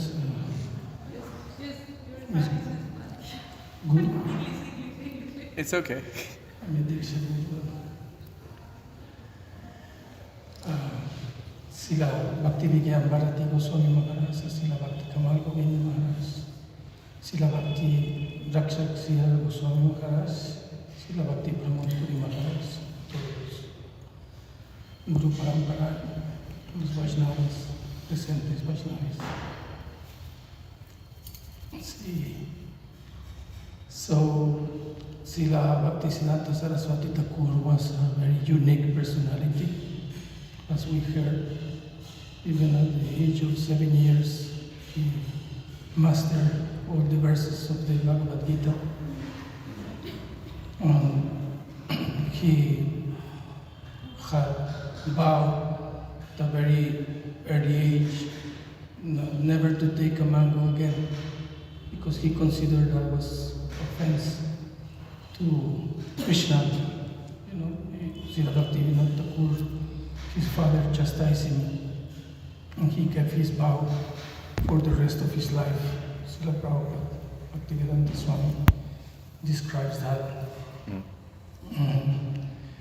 He also was very unique, learning astrology. He edited Surya Siddhanta commentaries. He was offered a chair in the astrology university in Calcutta, and he rejected that position because he wanted to focus more. He didn't want people to come to him for astrology purposes, but more to protect Bhakti current. His initiation with Gorkishore Vas Babaji is similar to the initiation of Srila Narottam Das Thakur, Lokanath Das Goswami, in the sense that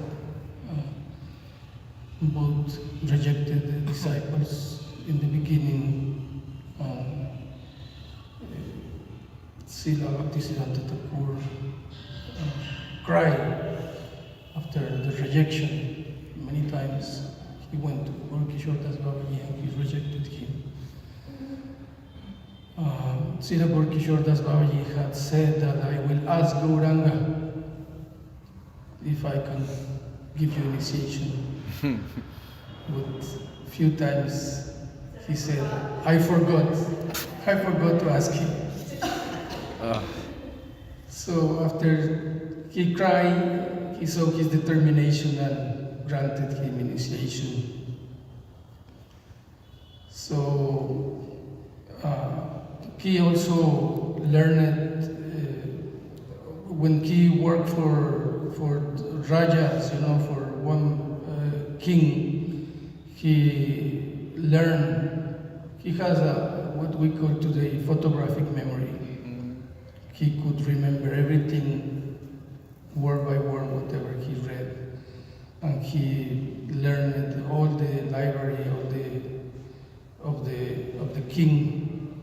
Since very early age, he also was very determined to, in one of the temples, or what was called Bhavan, was encountered when they were digging to do the construction. They found a Kurma Thakurji Shila, and since very early age he started to worship without failing.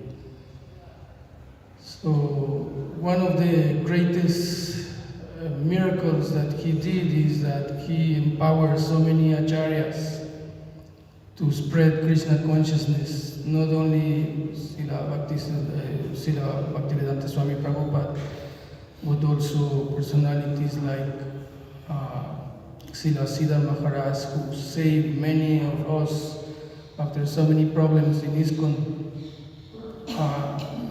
We were encouraged by him through his books or through personal association, and he defeated many misunderstandings philosophically, especially about the guru, the guruship.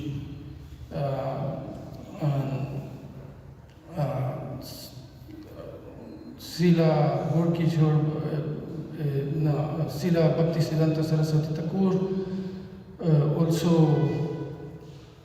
appeared to Srila Bhakti Pragyan Keshava Maharaj to give him sannyasi. Yesterday, we remembered the pastime of how Srila Bhakti Pragyan Keshava Maharaj took the vesh, the dress of Srila Bhaktisiddhanta to protect him, and that's when originally he gave sannyas. But 3 times he appeared to him and told him that you must take sannyas, you must take sannyas, you must take sannyas, 3 times. And he also appeared in the same way to our dear Srila Prabhupada, telling him that it was time for him to do the preaching. So I think I'll stop here. About Srila Guru Govinda Maharaj, I only asked for his blessings. I had very little association with him.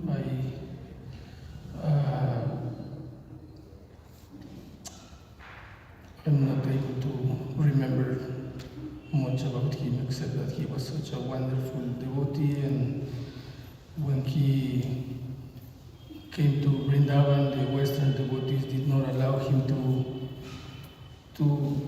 be close to Srila Prabhupada, and when Prabhupada noticed that, he came out of his room and he said that they said to him that, oh, there is a new person there waiting for you, and he came out and he said, no, he's not new. I have a relationship with him from lives. The new, you are the new.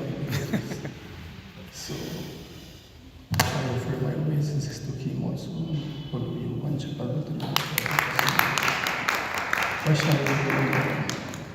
Thank you, Prabhu.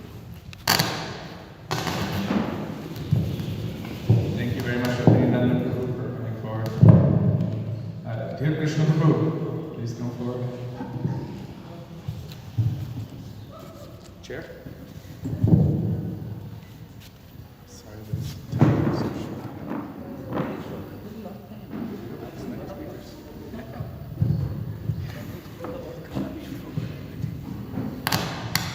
Hare Krishna.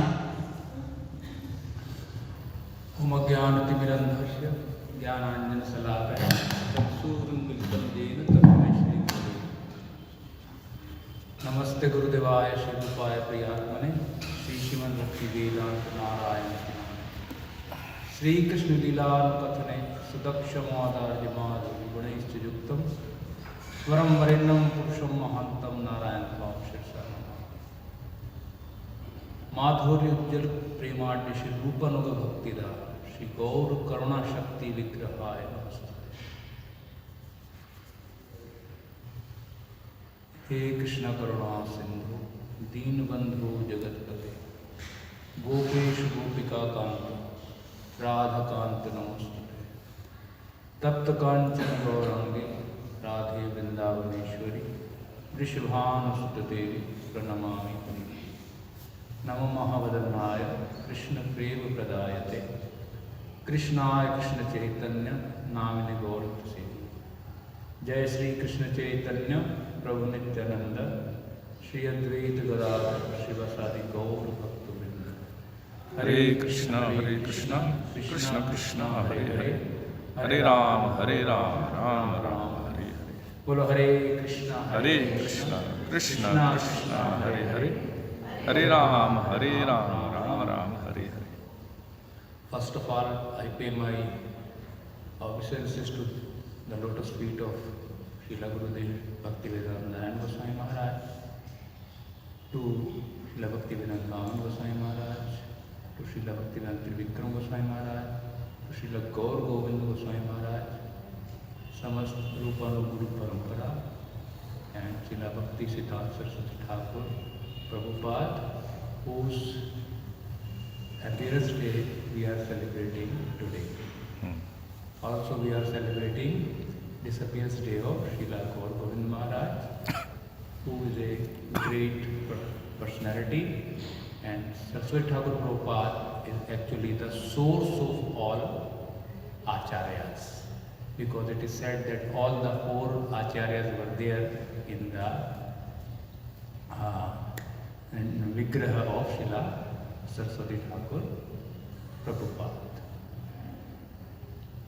So in modern day, if someone is worshipping Lord Shiva or someone is worshipping Devi Durga or Ganesha or Surya, and if we say, oh, you are not a Brahmana, can we say this?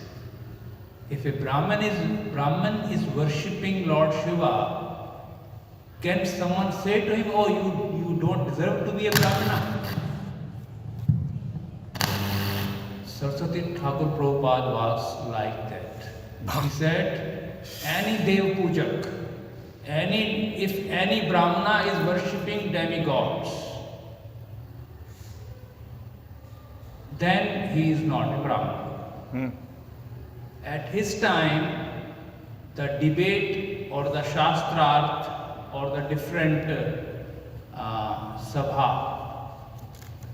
seminars, they were based on this subject.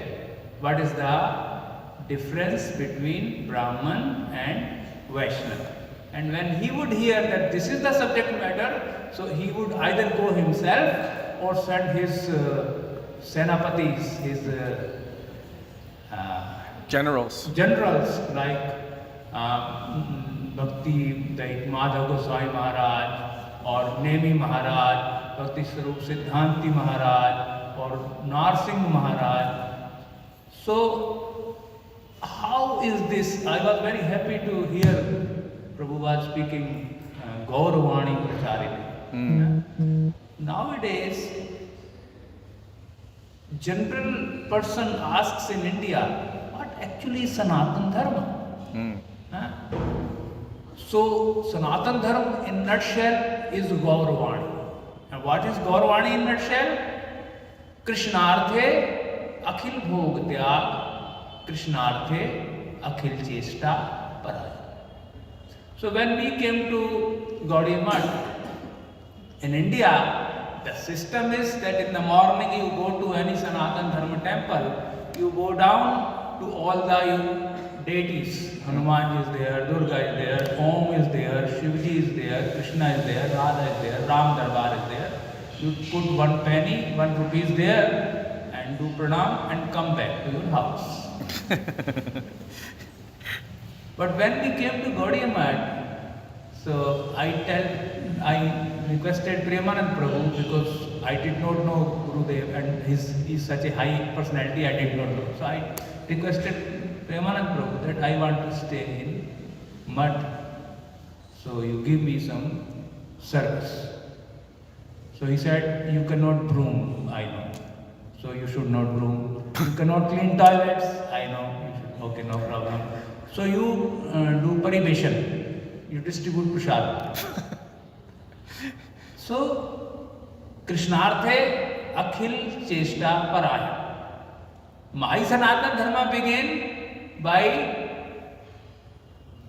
distributing prasad. But anyway, when I started distributing kheer, by the time half of the line was finished, the kheer was also finished because I gave so much. So then he again taught me, no, you have to give little. So, Krishnarthe akhil bhog tyag, Krishnarthe akhil chesta parayan, this is Gauravani, and that's what Saraswati Thakur Prabhupada established. How he established? He said that the Vaishnav Dharma or the Sanatan Dharma or Jaiv Dharma is Chinmay. If someone is worshipping Krishna with this asat body, asat man, and achit man,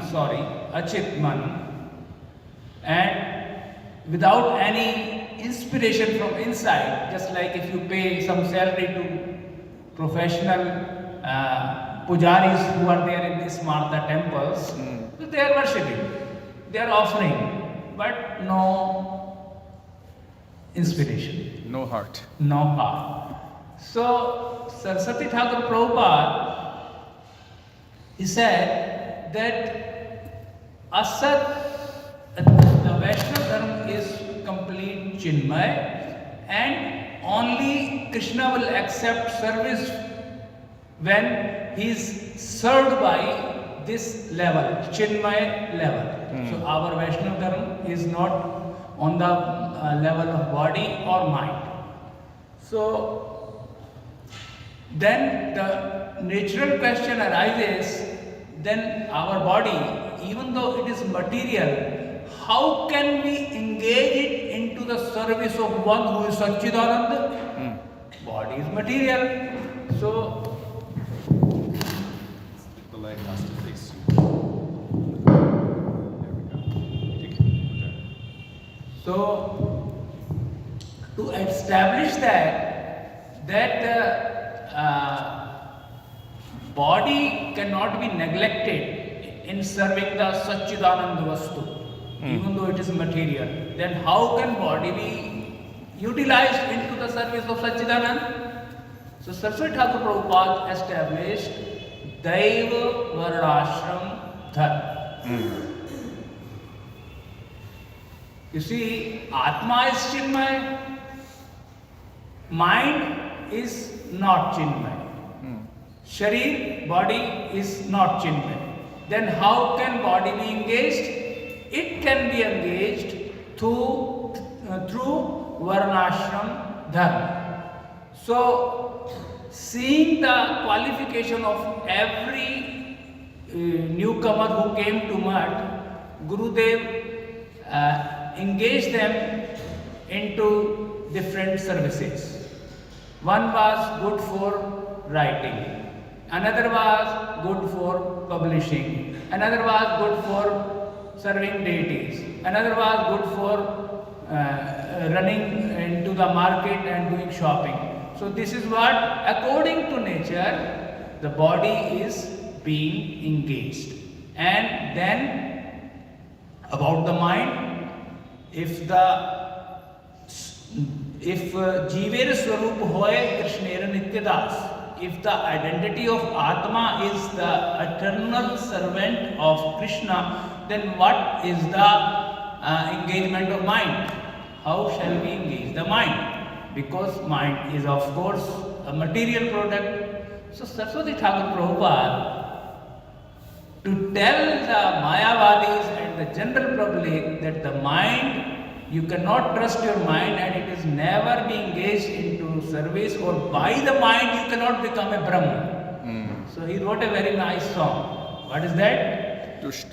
Dushtaman tumi ki shir Vaishnav Pratisthara tare nirjane boshiya tab harinam keval tahe tava.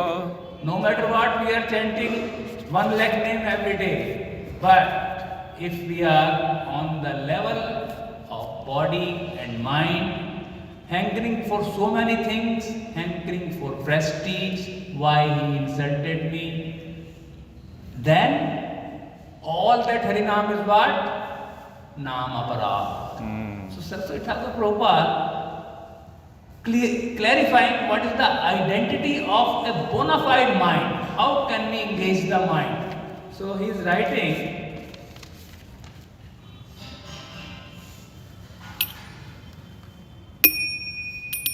oh, time is over? Well, our Western God brothers, they are very, what you call, Punctual. punctual, very punctual. But here we are talking about something which is above time, which is the actual hunger of our soul, you know. So 2 or 3 minutes, no problem. So Saraswati Thakur Prabhupada is writing, Mayavadi jana Krishnetar mana. That Mayavadis, they are very austere. They are Tyagis, Mahamandaleshwar. But Krishnetar man.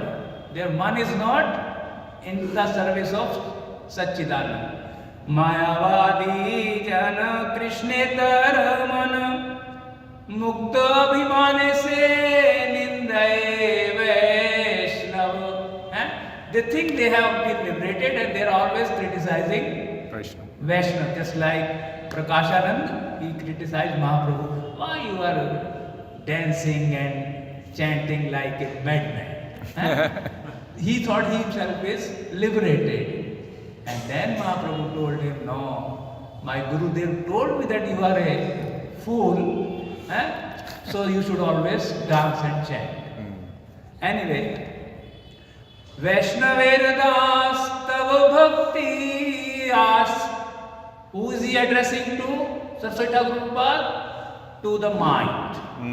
And then he is telling the identity of mind. Just like identity of spiritual soul is what? Krishner Nitya Das. So what is the identity of the mind here? Vaishnaver Das. Nice. Vaishnaver Das तब भक्ति आस किन वाडा किह निर्जन हव. Baba, your mind should be engaged in the service of Guru and Vaishnava. They will beat you up, they will insult you many times, but you should accept them as the Lord of your mind. Then what will happen? The sole goal of the mind will become pure bhakti. Vaishnaver das tav bhakti as. Tav means mind. Oh my mind, you are your actual identity is to become Vaishnaver das and aspire for bhakti. And then if that happens, why would you call for Nirjan Bhajan? Keno vadati ha nirjan bhajan. So that's how our mind, if it is not engaged unbrokenly in the service of Guru and Vaishnava, forget about Krishna at this moment, because mind cannot be engaged in the service of Krishna, and Krishna will not accept unless the service goes through the Guru and Vaishnava. So now, the Babaji Sampradayas, they do not emphasize on Kirtanakhya Bhakti. They emphasize on Smaranakhya Bhakti. So Saraswati Thakur Prabhupada is also refuting them. He refuted all the misconceptions of Kali Yuga, from Smarta Brahman to other Apasampradayas, from Mayavadis to Babajis. He said, Sridait das kirtaner as karo chaisware harinam rav kirtan prabhave smarana hoibe sekale bhajan nirjana sambhav. He says that if you emphasize on Smaranakhya Bhakti, then somehow or other, sooner or later, you will be under the spell of Maya. But if you are loudly chanting, Babaji Sampradayas, they never loudly chant. Just like we used to hear when we were near Gurudev's room, that Gurudev was chanting within his room loudly. Hare Krishna, Krishna Krishna, Hare Hare. Similarly, other Vaishnavas, even Vaman Goswami Maharaj, Bhakti Pragyan Keshav Goswami Maharaj, Saraswati Thakur Prabhupada, they were always chanting, not always, they were all chanting loudly. But the Babajis, they never chant loudly. They chant in mind and they try to remember Krishna, but there is a chance of fall down. That's what Saraswati Thakur Prabhupada is saying. And also, when we come back to again the bodily level, that by our body, unless we follow Daiva Varnashram Dharma, we cannot render our service to Krishna, because Daiva Varnashram Dharma is according to guna, according to qualities we imbibe from our birth. Whereas the Asuric Varnashram Dharma is according to Janma. birth. If we take birth in a Goswami parivar, Goswami family, and we are smoking bidis, then how can we become Goswamis? So there he was quoting, someone asked him, when Prabhupada said that if you are worshipping demigods, you are not a Brahmana. So then the Brahmana, the Sabha asked him that please give us a proof. Then he gave this shloka from Srimad Bhagavatam, which was spoken by Navayogendra. What was that shloka? Mukhabahu urupadebhya purushasya shramaisaha. That from the Virat Murti, from the universal form of Lord, having Mukh, Bahu, Uru means this Uru Desh, the thighs and the upper part, and Padebhyo, the Lord, the feet. Purushasya Ashramaishaha, all the ashramas and varnas, they were born. Chatvaro Jagire Varna Gunai Vipradaya Pratha. So all these varnas were born from him, having different qualities. Someone was having mode of goodness in prominence, another was having mode of passion in prominence, and another was having mode of ignorance in prominence. But ya esha purusham sakshat atma prabhava ishwaram. If anybody who is not worshipping his own birth giver, his own janmadata, sakshat purusham, sakshat atma prabhavam ishwaram, what will happen to him? Na bhajanti, avajananti, he will disobey the Supreme Lord to his servants, and sthanat brashta patanti adha, and he will be degraded to the lower species of life. This is the proof from Srimad Bhagavatam. So we have so many glorious, innumerable glories of Saraswati Thakur Prabhupada, who established Daiva Varnashram Dharma, who established the difference between Panchratrik Pranali and Mahabhagavad Guru Parampara, Shishya Guru Parampara and Mahabhagavad Guru Parampara, and so many the misconceptions of modern day Apasampradayas. He all completely refuted them.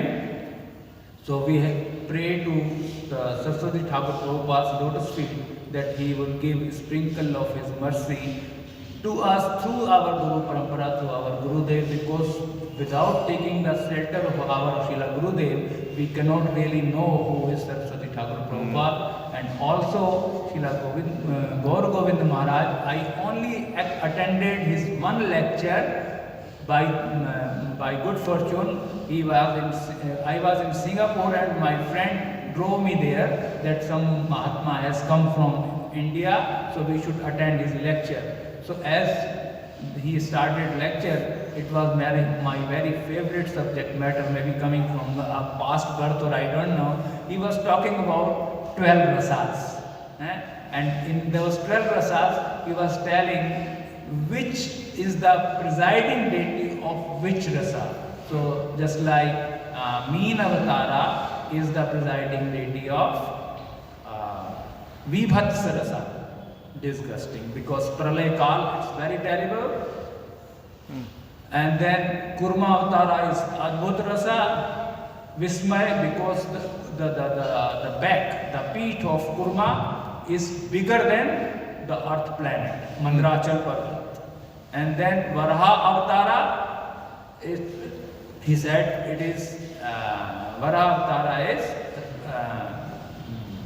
Raudra rasa, because he was creating so much fear by his roaring, and he was,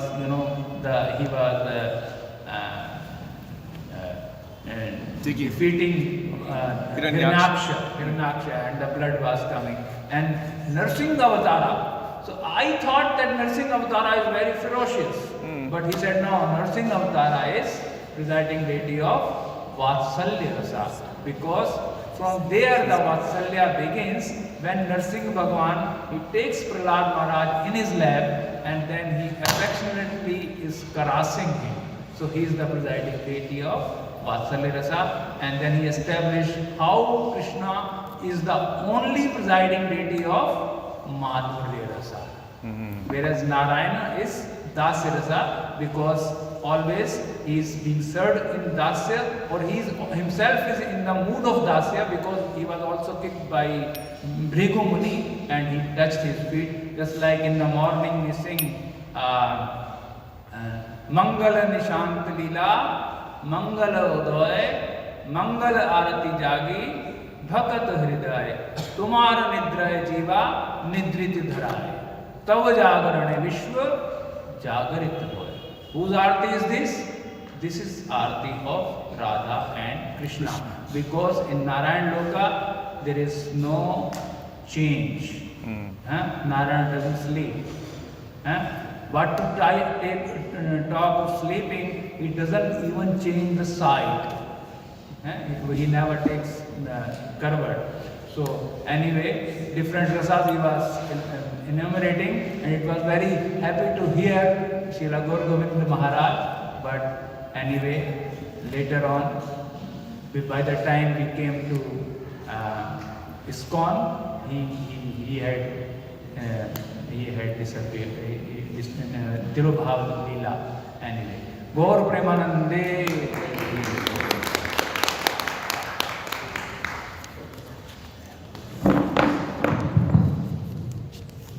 Thank you, dear Krishna Prabhu, for sharing so many of the beautiful teachings of Srila Bhaktisiddhanta Saraswati Prabhupada, and also about the Adbhuta and all of the other rasas from the Dashavatar, from the teachings of Srila Gaur Govinda Maharaj. Thank you, Prabhu. Next, I would like to call by Jantimala Didi to come forward.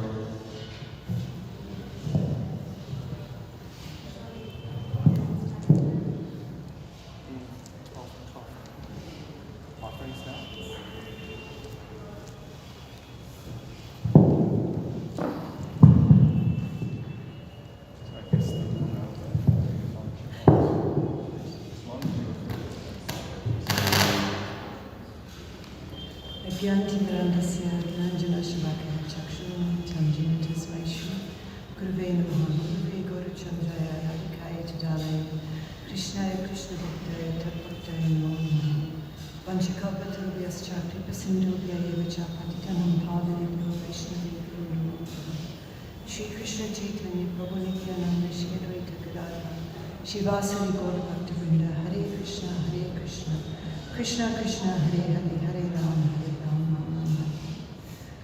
of my unlimited obeisances at the lotus feet of my beloved Gurudev, Nityananda Vishnu Vishnu Pachi Srimad Bhaktivedanta Narayan Goswami Maharaj. And on this day, on the incredibly fortunate for us and parents' day of Srila Saraswati Thakur Prabhupada, Srila Bhaktisiddhanta Saraswati Thakur Prabhupada, and the 30th disappearance day of Srila Gaur Govinda Maharaj. 30 years ago today. I was thinking of what to say about Srila Saraswati Thakur Prabhupada. And the thing that comes to my heart, first and foremost, is how fortunate I feel to be in his line. And before coming to Gurudev's lotus feet, I was grateful to be, I knew I was in his line. But then actually after coming to Gurudev, I increasingly, day by day, feel unlimited good fortune that to have come in the line of Srila Saraswati Thakur Prabhupada.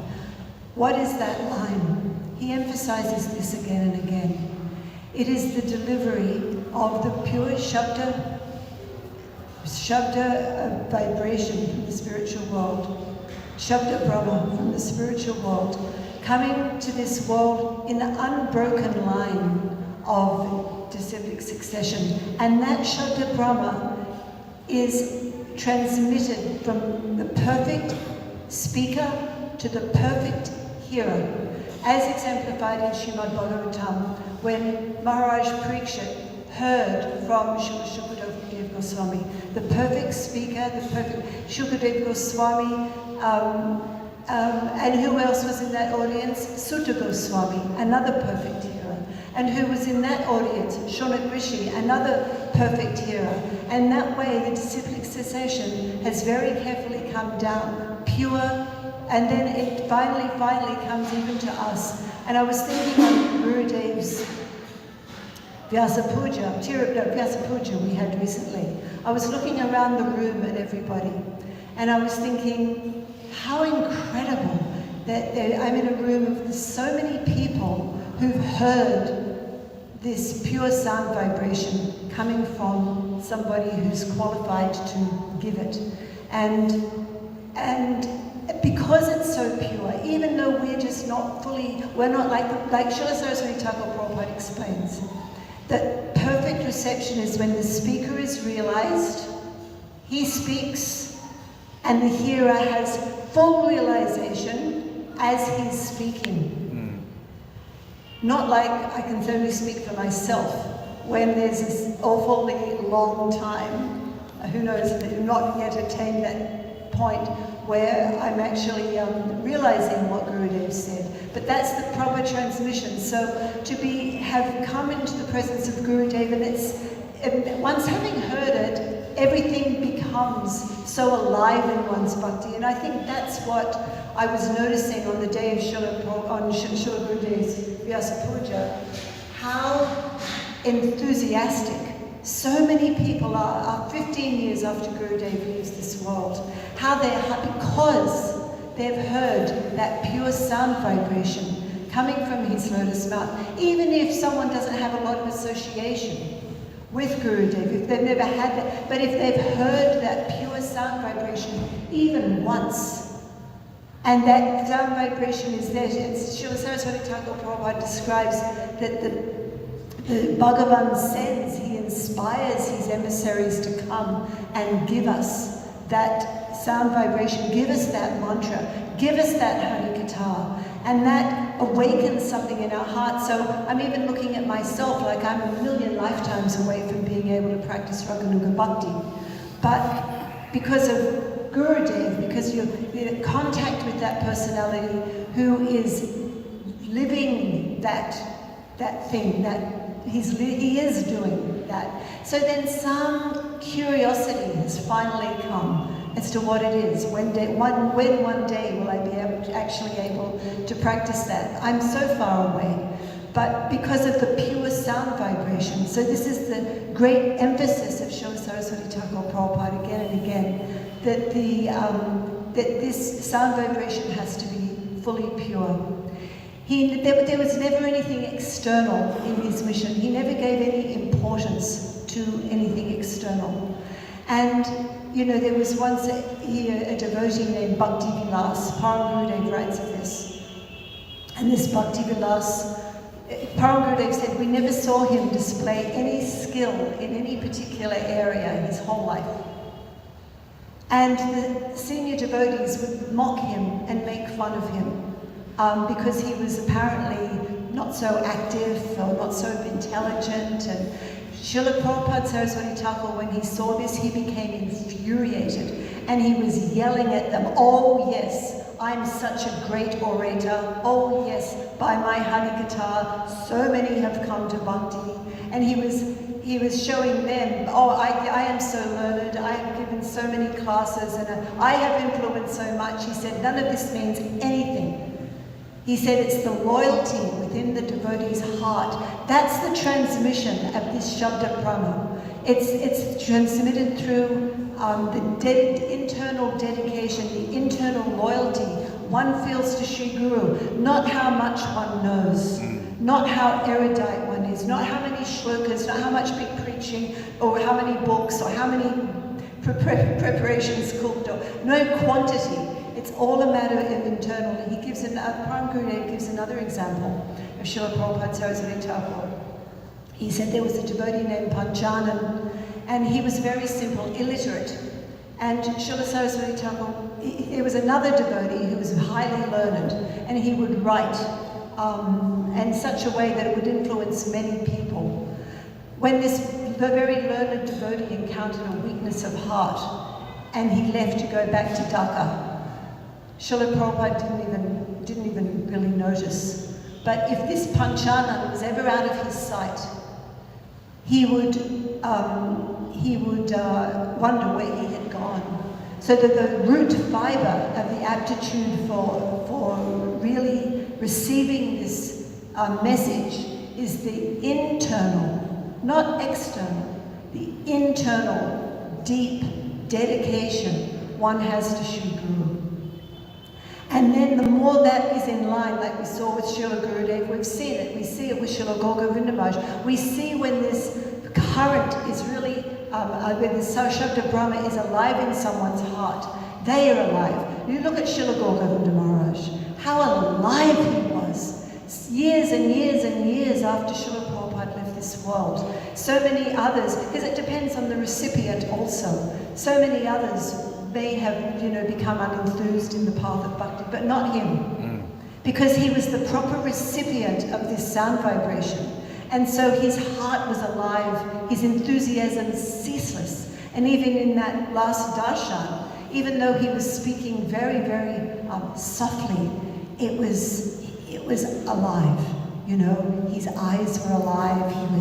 He was imitating Jagannath's hands and Jagannath's eyes, and his Jagannath's wonder at hearing the pastimes of Braj. And so then there's a great emphasis on us to become worthy recipients. There's an article by Srila Saraswati Thakur called Venu and Vapu. Now, usually it's Vani, instructions, and Vapu, the personal association. But no, this article, he calls it Venu and Vapu. And he says that we're actually not going to be qualified to hear the Venu of Krishna unless we have properly followed the instructions, the Vani of that personality who's the full representative of Krishna's message. Once we hear from him and give our full selves to that personality, then we will become qualified to hear the Venu of Krishna. But he said, if we try to see the Vapu, to actually see Krishna without having properly heard the Vani of our Guru Varg and followed it, we will never, ever, ever have that darshan of Krishna.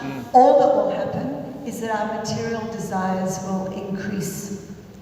If we're ignoring the Vani of the Vaishnavas and just wanting that darshan of Krishna, he said it will never happen, because that transcendental sound vibration spoken by a pure Vaishnava, he said, until we hear that, we are in the realm of mental speculation. And he said we can be conjuring up ideas day after day after day and never really understanding anything about the absolute truth. That will only happen when he calls it Ek Jagat Guru Vad, when he was using the example of Jesus Christ.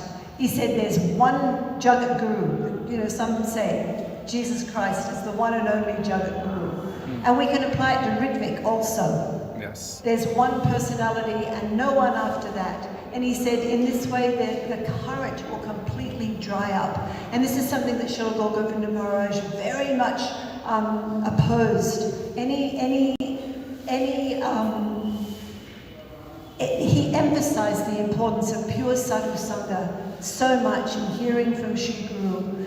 And so in this article also, Venu and Vapu, you just automatically say Vani and Vapu. Srila Prabhupada says that the Venu is very straight, very simple. And the Vapu of Krishna, his threefold bending form, is very crooked. We can't get to know that Vapu unless we can first hear the very straight Venu. He said Shri Guru's form is also like this. Shri Guru's form, we may not see who he is. And if we just try, if we depend on our eyes, we'll just see him as a material personality. But with our ears, we'll see him as belonging to a particular caste, and we'll commit offenses to him. We're ready? Okay. All right. Okay. So, One last point I just want to make is also Srila Bhaktivinoda Thakur, Srila Saraswati Thakur Prabhupada writes about Srila Bhaktivinoda Thakur. And he talks about Srila Bhaktivinoda Thakur's emphasis that just words alone are not going to be the thing that purifies the heart. This Shabda Brahma has to be running through the heart of the speaker, rich and alive in the heart of the speaker, for there to be an effect on the heart. He said otherwise, even if you're hearing the glories of the holy name, but you're hearing them from somebody who's never, who's not realized, thank you, then it will only increase our delusion. We will become more in Maya. We may get more information, Right. but the effect on the heart, that's another thing. And so even if Gurudev would say, even if the pure Vaishnava is reading the newspaper, what he speaks will be more purifying. Even if he quotes the chapter, the verse incorrectly, the chapter incorrectly, the verse reference, even if he quotes all of these things incorrectly, it will still purify the heart. And someone quoting everything perfectly, it will only increase our delusion. So this Shorta Parampara it's vital that if we want to remain in the current, it's a very, there's no vagueness about it, there's no haziness, there's no confusion, there's a current of conceptions. And if we want to always remain enlivened in bhakti, I think that's the greatest fear. One of my fears is please never let me leave the line of Srila Saraswati Thakur Prabhupada. Because as long as we're really in that, we're bowing our heads to that, as imperfect as we are, something will be sparking inside us. Something will be alive, and spiritual life will always be fresh and wonderful. So on this day, I beg at the lotus feet of Srila Prabhupada Saraswati Thakur, and at the lotus feet of Srila Govinda Maharaj, who's so perfectly represented, being in that current, to always bestow their mercy upon me. Jai.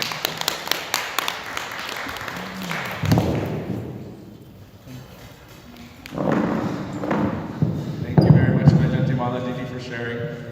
I know. I wanted to hear more from her also about Srila Gaura Govinda Maharaj.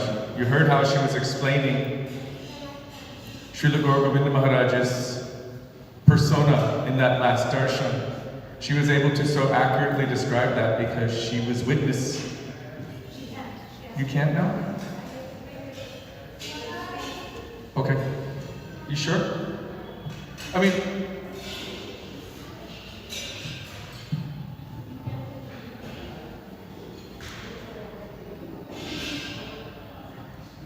will you speak now or later tonight?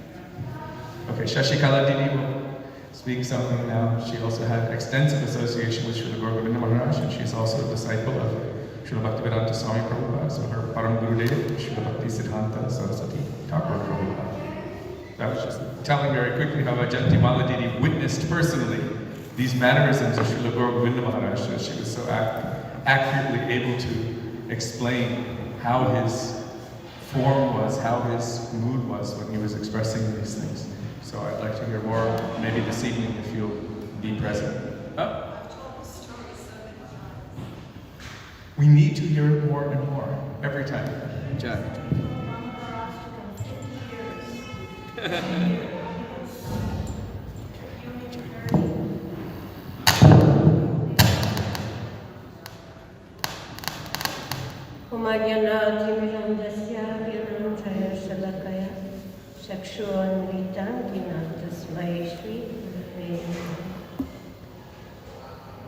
Namo Vishwapadaya Krishna Prasthaya Bhutale Srimati Bhaktivedanta Swami Namini.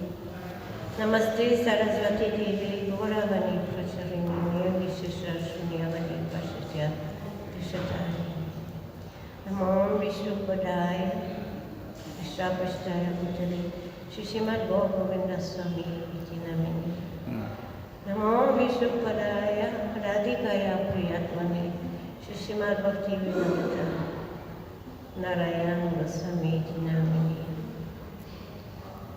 Vishnupadaya Krishna Prishtaya Bhutale Srimati Bhakti Siddhanta Saraswati Kinamine Shivashana Devi Dayitaya Kripabdaye Krishna Sambandha Vigyana Dahine Prabhave Namah Madhuyo Chola Premadya Shri Rupa Nuga Bhaktida Shri Gora Karuna Shakti Vigrahaya Namastute Namaste Goravane Shri Murtaye Dinataline Rupanuga Virudapa Siddhanta Vantarine Vansha Kalpataru Vyarsa Kipa Sindhu Vyaevacha Patitanam Pavanebhyo Vaishnavebhyo Namo Namah Bhaktavina Parad Lakshay Siptastamadi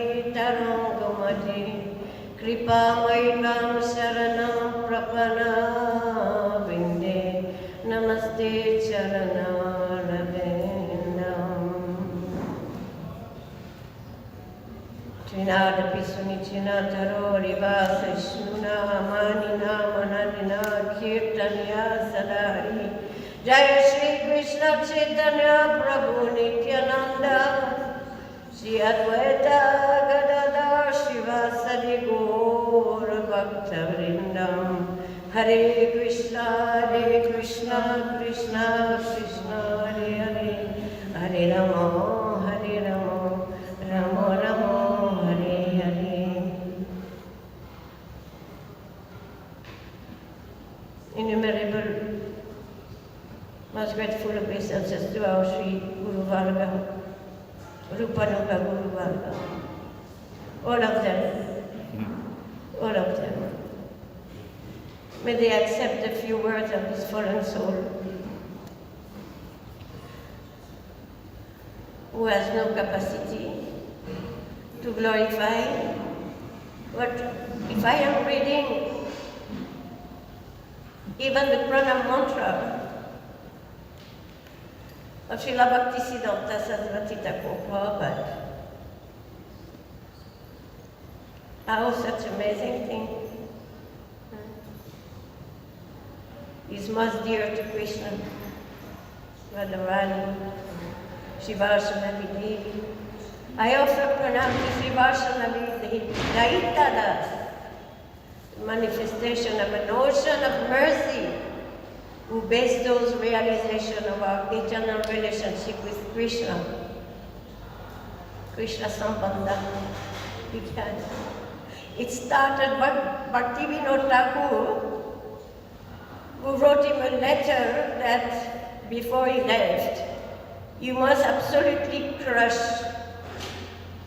this Mayavad tendency and the Sakibeki and all these Apasahinanta, you must crush them. And establish the real Bhakti Marg, the Bhakti Dhara of Sri Bhaktivinoda Thakur, exclusive and through our Param Gurudev. Srila Govinda Maharaj used to say only a Mahabhagavat can glorify another Mahabhagavat. So what can I glorify? I will just go on reading because this is given by our acharyas. All the Krishna Sambandha began is giving through the mantras, and all these are, we were telling the other day for Param Gurudev that he received it comes like that. That big Sambandha, Paramatic Sambandha.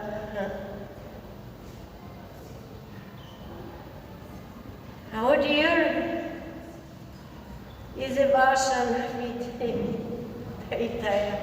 Nayana Mani.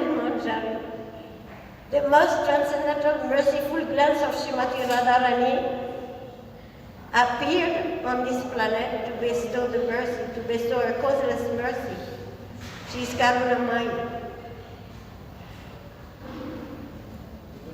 And also, oh, Madhurya Shvala Premadya, oh Srila Saraswati Thakur, you deliver Sri Rupanuga Bhakti, which is always with Ujjvala Madhuryaras, which means Unatashvala Rasam Swabhakti Shunya. This is Manjari Bhag. You are the embodiment of the mercy potency of Sri Gauranga. I offer pranam unto you like endlessly. We should be on the ground all the time. All the time. Really. There is so many wars going on in the world. But the greatest army with the greatest generals were from the lineage of Srila Bhaktisiddhanta Saraswati Thakur Prabhupada. He created this team of generals who were there to fight Maya, to give the weapons to all of us, all the jivas who are willing to come back to their senses and try to follow the path of pure bhakti. He had so many incredible transcendental personalities that I have no shabda. I cannot do.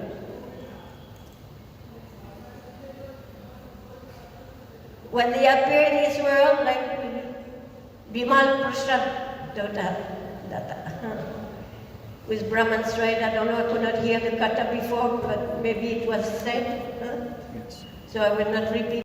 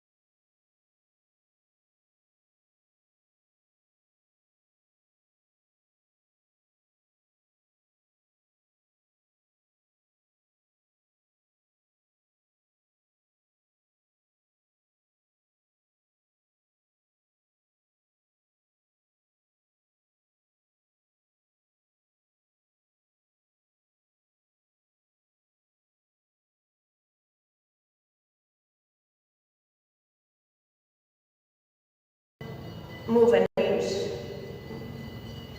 So to be able to attract the mercy of those great personalities, there is such an effort to do, actually. And Srila Gaur Govinda Maharaj, to come to his lotus feet, that it was for me a great step in my life, because if I'm wearing white, shaped up and everything, it was under his guidance, 1994, and he told me to do it on Madhavendra Puripad appearance on Disappearance Day. And he said, turn your back to Maya and run to Krishna. And this is why I'm still standing after more than 30 years, 32 years now, in this line. Because it was impossible for me. I had no capacity. I still don't have. They are carrying us. Srila Gaur Govinda Maharaj told there are 4 things which will always be in this world. Tulasi Devi, Ganga, the Bhagavat, Srimad Bhagavatam, and the Mahabhagavat. Parvat Maharaj was telling me this yesterday, got him on the phone. 4 things which will always be there. And this is reconforting because the Mahabhagavat is so rare. When we were with him, he was just a volcano of Harikatha and laughing and at the end of the cut, I would take this huge garden and throw them like Abhiram Thakur, you know, who would give prayer by beating somebody with. So he would beat us with his mala. Ah, this one. Jagadish, take it, he said to me, somewhere. And I had a very, then I knew it's like so, he knows everything. Because after class we would all be around his Vyasasan, I mean the men of course, would be around his Vyasasan to hear more questions, asking questions. And of course the ladies, they were always like impossible to hear. So one day, this is just one moment, and then I just went behind his Vyasasan. And the garlands he was throwing there, and then suddenly he said, Soumya, and then he threw the garland. Oh my, how he knew I was just behind. Huh? Like this. Yeah, he was sitting, I was behind him, and he said, Soumya! Boom. Because he would have given me this name, Shashikala Diksha.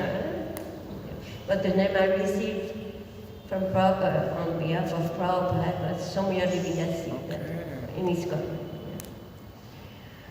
So anyway, I just wish he could be here now to see and to pull my ears for whatever I've not done right and bless me for whatever to achieve right now. And Yasya Prasad, Bhagavat Prasad, Yasya Prasad, Nagati Guru. So I have two mantras here, Yasya Trisamya, Vande Guru Sri Sarananda. Thank you.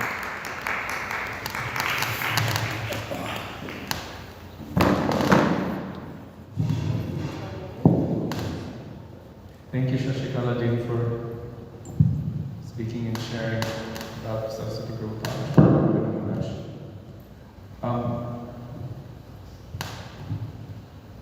Next, I would like to call on Sudevi Devidasi to please come forward because I know you will be busy with Thakurji this evening. You won't be able to be here. So please come forward and offer your Shraddha Prashpanjali to Shri Prabhupada, Shri Guru Maharaj.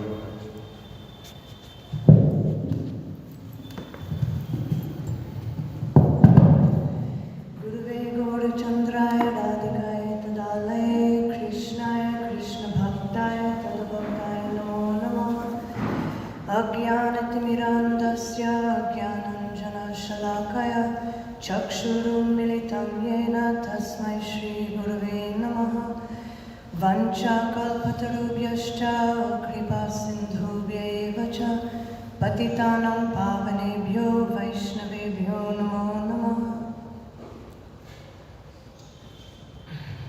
Srila Gurudev Bhaktivedanta Narayan Goswami Maharaj, once he was giving a class on this day, and he said, Srila Bhaktivinoda Thakur left us two jewels. One is the birthplace of Sri Chaitanya Mahaprabhu Mayapur Dham, and the other is Bhaktisiddhanta Saraswati Thakur Prabhupada. It is explained by our Gurudev that just as Advaita Acharya was calling for Chaitanya Mahaprabhu to appear, in the same way Bhaktivinoda Thakur prayed to Bimal Devi to send help, to send someone who could bring this bhakti current back to its proper flow. That's why he gave Saraswati Thakur the name Bimal Prasad. Bhaktisiddhanta Saraswati Thakur, he would speak so beautifully and heavy, just like also Srila Gaura Govinda Maharaj would do. But when they spoke, at least I could hear Srila Gaura Govinda Maharaj, it was so exciting. It didn't make anyone angry. When we speak, people get angry. When they speak, because they're cutting anarthas, they're cutting all kinds of unwanted things, and they're doing it and replacing all of that with love and affection. Such a big difference. Srila Bhaktisiddhanta Saraswati Thakur explained that if a sadhu is your flatterer, then he really is your enemy. And he said, the sadhu is standing. He said, the desires of men are like sacrificial goats, and the sadhu stands in front of them with an upraised sword on an altar, and he beheads all of those horrific desires. How? Through his Hari Katha. He removes all of their ignorance. He takes all of those things away. There's one really amazing story about this one man came to Bhaktisiddhanta Saraswati Thakur, and he told him about his guru. He said, we follow this one Vaishnava, and he's a very great bhakta of Gauranga. And his daughter became sick recently, and his bhajan became so high. Day and night he was chanting the name of Gauranga. Every day he would go to his guru's house and bring so many different kinds of offerings, and everyone was astonished, thinking, look at his guru bhakti, look at his Gauranga bhakti. And he said, but then his daughter, she died. And when we came to him, he said, it's better to just do your work in the world. There is no Gauranga. There is none. Because if he was real, if God was real, he wouldn't let his devotees suffer. So there's nothing. Go do your work. So this devotee asked Bhaktisiddhanta Saraswati Thakur, how could this be? And Srila Prabhupada said, because he's worshipping Gauranga like he is a gardener in his own garden. You are tending my garden and you should give me the result of it. He said, but I don't worship that Gauranga. My Gauranga is the Gauranga of Srivas Thakur. And then he began explaining and quoting all of these shlokas of how Chaitanya Mahaprabhu became totally controlled by Srivas Thakur, because even his own son died, but he didn't want Mahaprabhu's kirtan to be disturbed. And Gauranga himself said, how can I repay such a person? His child died, but for me he said nothing. And then he started to explain who Gauranga is. Who is Chaitanya Mahaprabhu? He is not somebody here that is bound to us. He doesn't become great by our glorification. And he began to explain that miserly people of this world, when any kind of calamity comes to them, they forget Gauranga. They forget Krishna. Oh, my daughter's doing this. Oh, my son's doing that. And they forget. And what do? They only call out for their material samsara, and they bring that to everyone. But the sadhu doesn't do like this. He gives something so harsh to them. No, that is not Mahaprabhu's purpose. What is he? Namo Mahavadanyaya. He is giving something so extraordinary, so great. Bhaktisiddhanta Saraswati Thakur said, he could give me all of the miseries of the universe. Why? Because he is removing my duplicity. He is removing all of these anarthas. How extraordinary, all the miseries of the universe. Could any of us say something? I know I can't. I know I certainly can't. And then he said, how can I go and make a campaign against Gauranga? How can I do that? It means if I go and petition on this person's behalf, if I go and say, oh, please save this person's material life, he said, then I am going against what Gauranga is giving to them. Maybe all of us can't do that. I know I would do a GoFundMe if I was sick.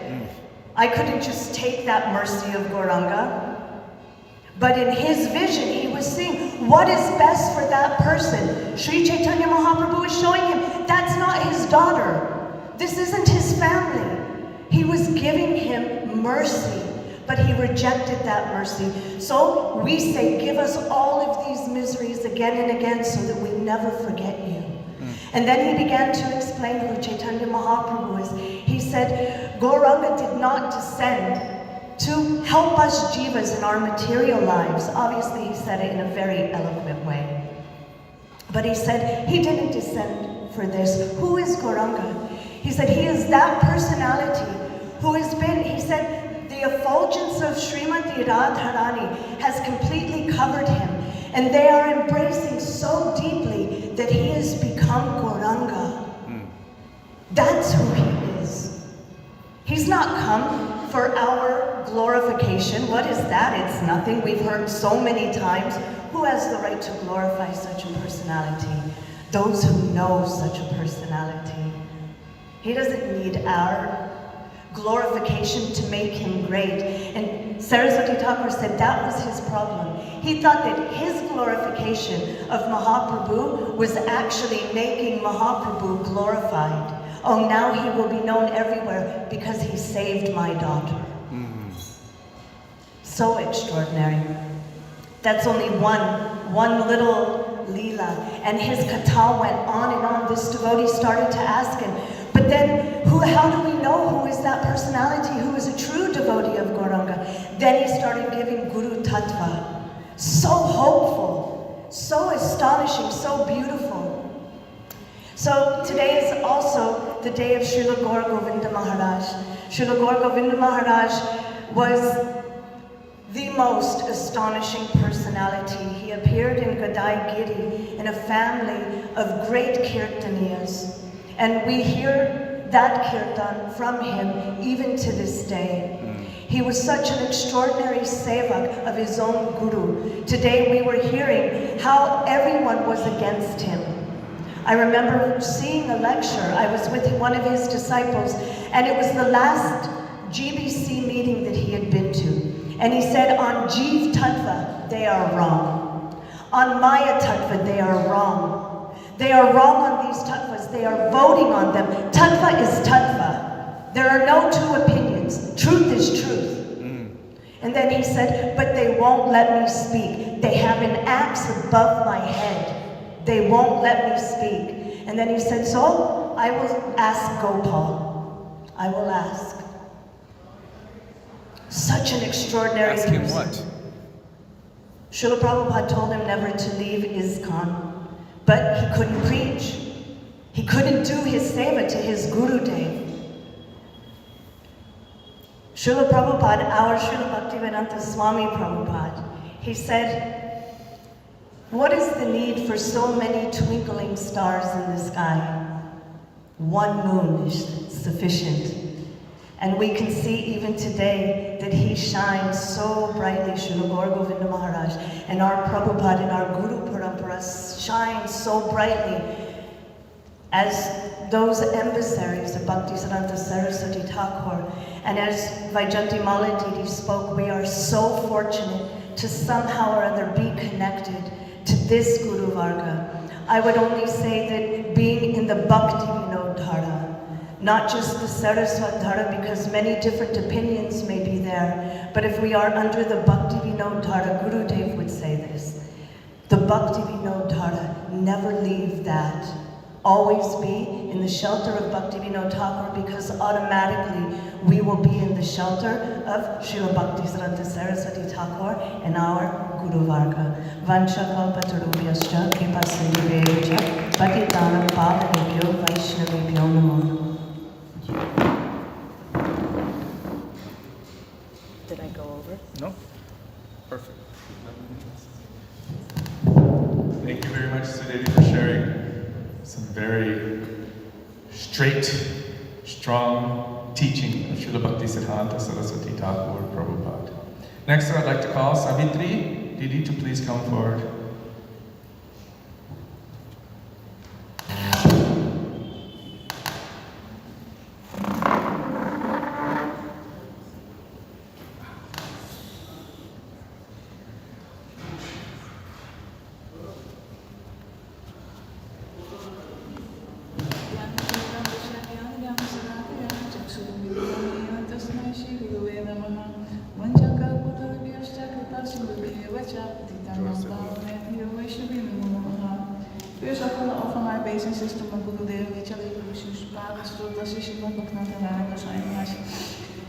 In the same way, I offer my obeisances to Shishya Gurus, Nityadepa Vishnu's Pada Stotra, Shishya Bhaktivinoda Goswami Maharaj, Nityadepa Vishnu's Pada Stotra, Shishya Bhaktivinoda Trikam Goswami Maharaj, Nityadepa Vishnu's Pada Stotra, Shishya Bhaktivinoda Swami Goswami Maharaj.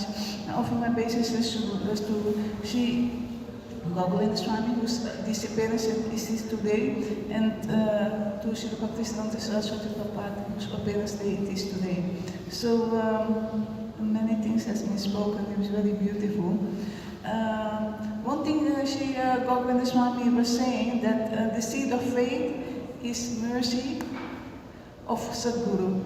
Yeah? He says, and then he says that Shraddha is the foundation of this Bhakti Rata Creeper. Yeah?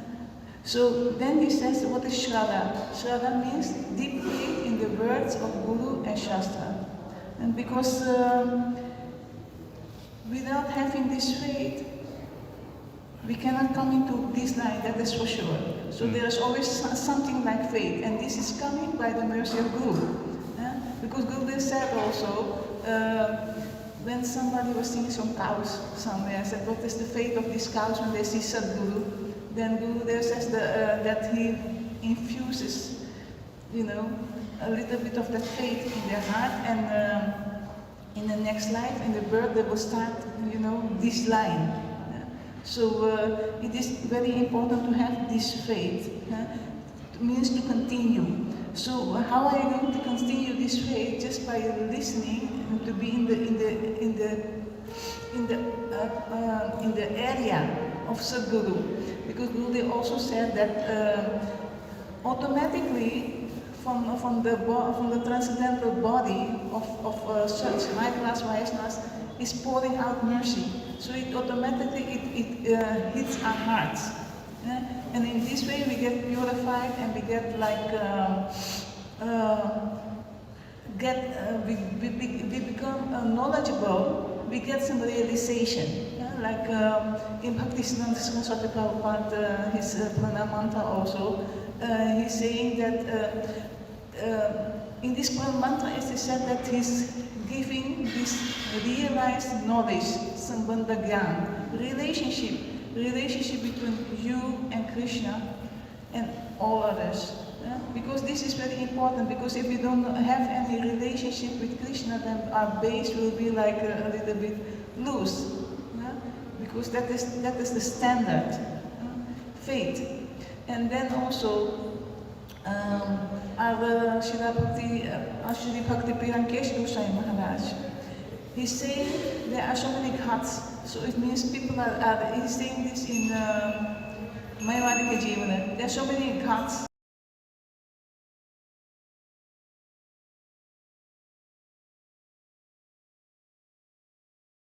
That one should have one-pointed devotion towards our line. See, what is our line? Is the reforming of Rupa Goswami.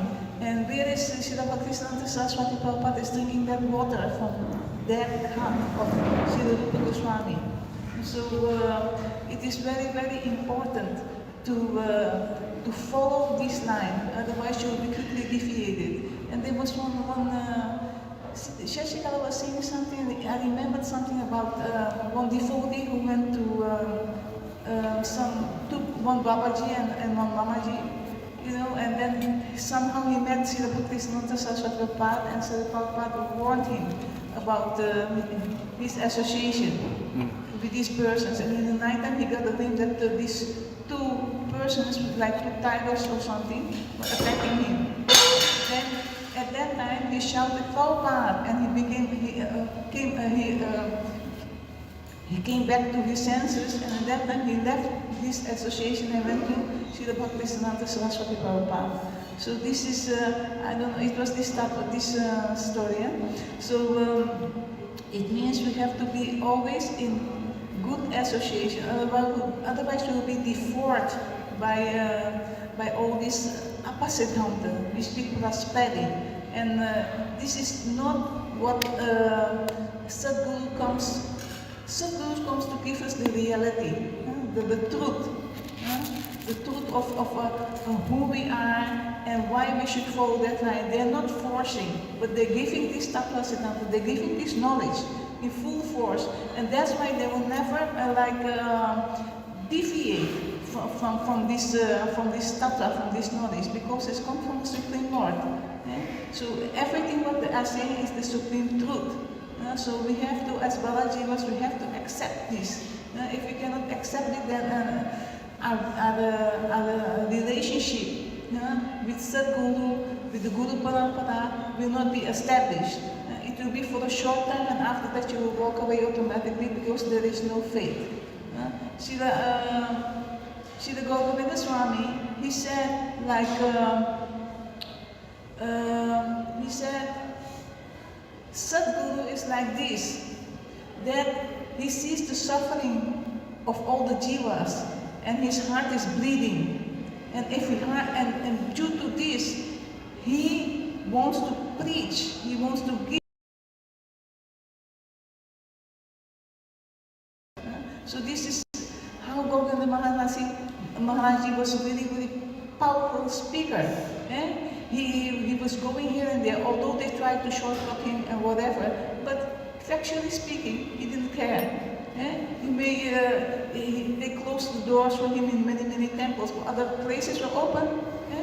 And they automatically, Krishna made sure that everything is open, and he could speak this message of love of Godhead. So that we can get some love in our hearts, because if we don't have some love in our hearts, then how is compassion coming? So Govinda Maharaj had love for all the jivas, and for that reason, compassion was there. Okay, Hare Krishna.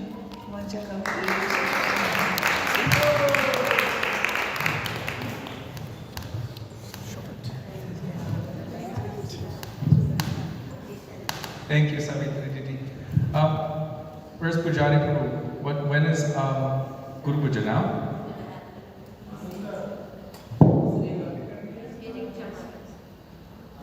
Are you ready now, or after a couple of minutes?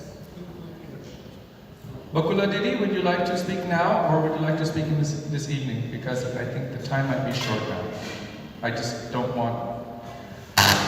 So today, we're very, very fortunate that so many have come together to remember and hear of the glories of Srila Bhaktisiddhanta Saraswati Thakur Prabhupada and Srila Gaur Govinda Goswami Maharaj. I love it when the devotees refer to him as Srila Bhaktivedanta Gaur Govinda Maharaj, because really he is embodying this bhakti and Vedanta of his Gurudev and his Guru Varga. Srila Gaur Govinda Maharaj, and I just wanted to say something very quickly. I remember the first time I saw him. He was quite short, and he was just another one, surrounded by a bunch of fanatical disciples. They were a little bit extra fanatical, more than the usual. I remember the crowd around him. There was a buzz. And we had already seen so many gurus come and go, growing up in Los Angeles ISKCON Temple there. By the time Srila Gaur Govinda Maharaj came to visit, I would say more than half of the 11 had already fallen down. So we were like, okay, who's this one? And then he sat down to give Bhagavatam class. By the time he was getting started, most everyone usually would be going home, because there wasn't this greed to speak Harikatha. It was like, okay, like dear Krishna Prabhu said, us Western God brothers and God sisters, we got our time limits. Srila Gaur Govinda Maharaj didn't have a time limit when it came to bhakti. He had a time limit for nonsense, because it was zero, absolute zero. But for bhakti, he saw that anyone who made a time limit for that, they were completely nonsense. So when he started speaking, he actually was going through the shlok. He made every single devotee in the temple, there was a lot of devotees, tell the shloka. And then he started glorifying Srimad Bhagavatam. I believe he was glorifying Srimad Bhagavatam first. That was 45 minutes. We were used to 20 minutes and go to breakfast, go to home, go work. but 45 minutes of glorifying Srimad Bhagavatam. And I was sitting there like, he's still going. And he said, now we will come to the verse. And one devotee in the back got up and started to leave. And Srila Gaura Govinda Maharaj said, where are you going? He said, I have to go to work. The reason I yelled in the mic is because that's what he would do. Except we didn't have one little speaker like this. The speakers in the Los Angeles temple were 10 times this size, and there were 2 of them. Where are you going? I have to go to work. Will your work save you at the time of death? Bhagavatam will save you. Sit down. The whole room was like this. And I just remember thinking, whoever he is, he really believes in what he's doing. Because I've seen other devotees leading Jai Radha Madhava during a kirtan, playing kartals and literally falling asleep on the asana as they were playing. But he was getting more and more strength, more and more enthusiasm, more and more awake, and more fiery. And I was like, oh my God, okay? I wasn't used to people coming and chastising people and screaming at them, and I was like, ooh. And then he started speaking on Srimad Bhagavatam. 1.5 hours went by. The second devotee stood up, dared to stand up to leave. Hey, where are you going? I'm late for work. Bhagavatam will save you. Sit down. The whole temple was like that. The next day, not as many devotees came. And I wasn't sitting up front anymore. I was sitting halfway to the back. And the following day, less and less, and I was going further and further and further, because he would inevitably pick on the one right in front and hammer them, destroying lifetimes of anarthas. But he would pick on them. What is your name? What's that one's name? No, I was thinking of Puranjan. Puranjan. Oh, Puranjan! Oh, whose body is this? Your body or Krishna's body? He would say, oh, it's Krishna's body. Oh, externally you are saying Krishna's body. But inside you are thinking, this is my body, my place of enjoyment. Don't pretend! Everyone's like, this really so powerful and so different than we had seen with anyone else. And I remember I couldn't handle that kind of energy, intensity, the rawness of his bhakti. It was something I just couldn't digest, beside the fact that I was a very ungrateful, brick-like personality, Gurukuli, and extremely proud, which this one has not left me yet. And anyhow, he impressed upon me that it is possible for there to be someone who has so much attachment, so much affection, and so much passion for bhakti, for Sri Guru, for the process of bhakti, for Srimad Bhagavatam, for Harinam. A couple of years later, he was coming to Santa Cruz, and my father said, have you heard of Gaura Govinda Maharaj? I said, yes. He said, what do you think? Should we go and hear from him? I said, yeah, he may be the real deal. He really believes in what he's doing. He said, okay, let's go. And I said, okay, but one thing. He will pick on the one in front and hammer them. So find a tall person and sit behind them. So my father sat behind Pramkishore Prabhu, and I sat behind Chiranjeev Prabhu, Gaurasundar's father. And we were just hiding. And Srila Gaura Govinda Maharaj started, except he was in the home of Markandeya Prabhu.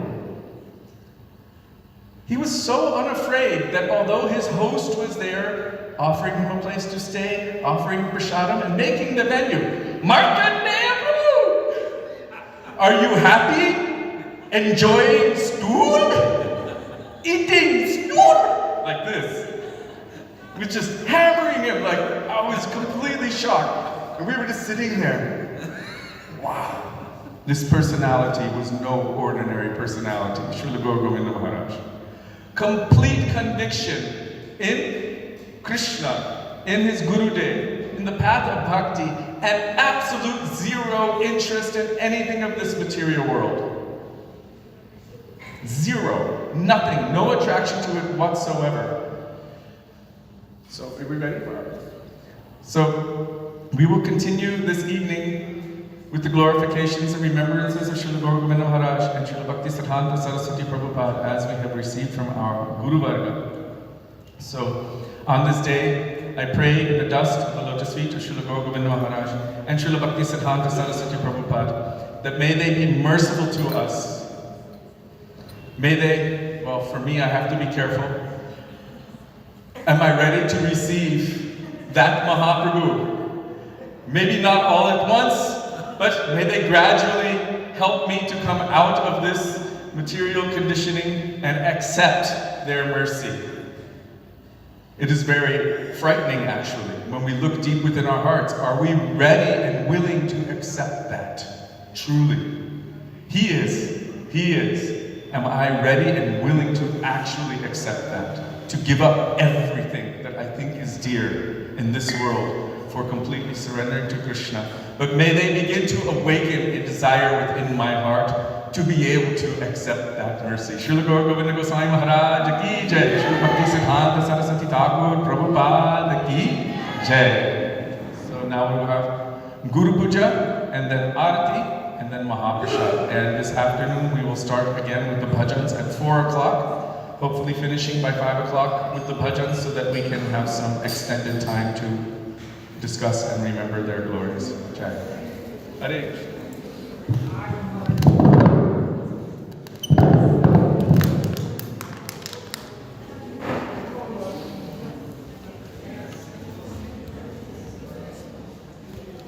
Jaya Guru Deva, Jai Guru Deva, Guru Deva, Jai Guru Deva, Jai Guru Deva.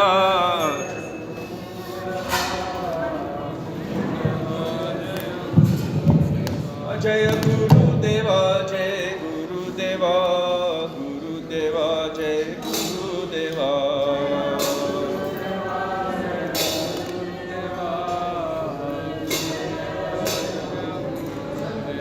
Jai Prabhupada, Jai Prabhupada, Prabhupada, Jai Prabhupada, Jai Prabhupada,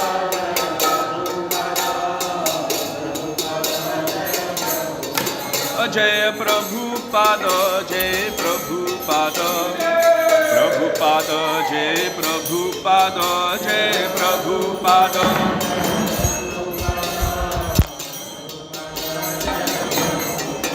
Jaya Prabhupada, Prabhupada, Prabhupada, Jaya Prabhupada, Jaya Prabhupada.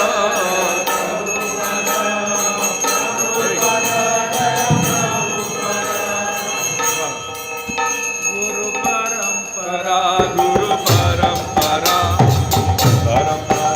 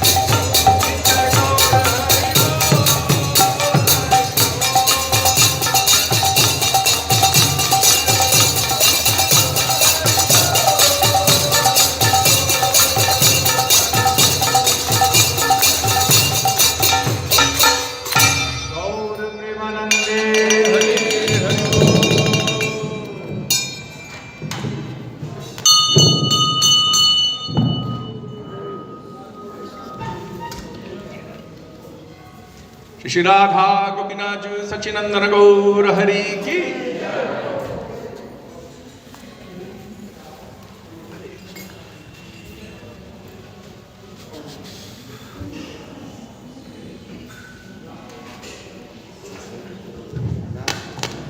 Yashamati Nandana Prajabaro Nagaro Gokula Ranjana Ka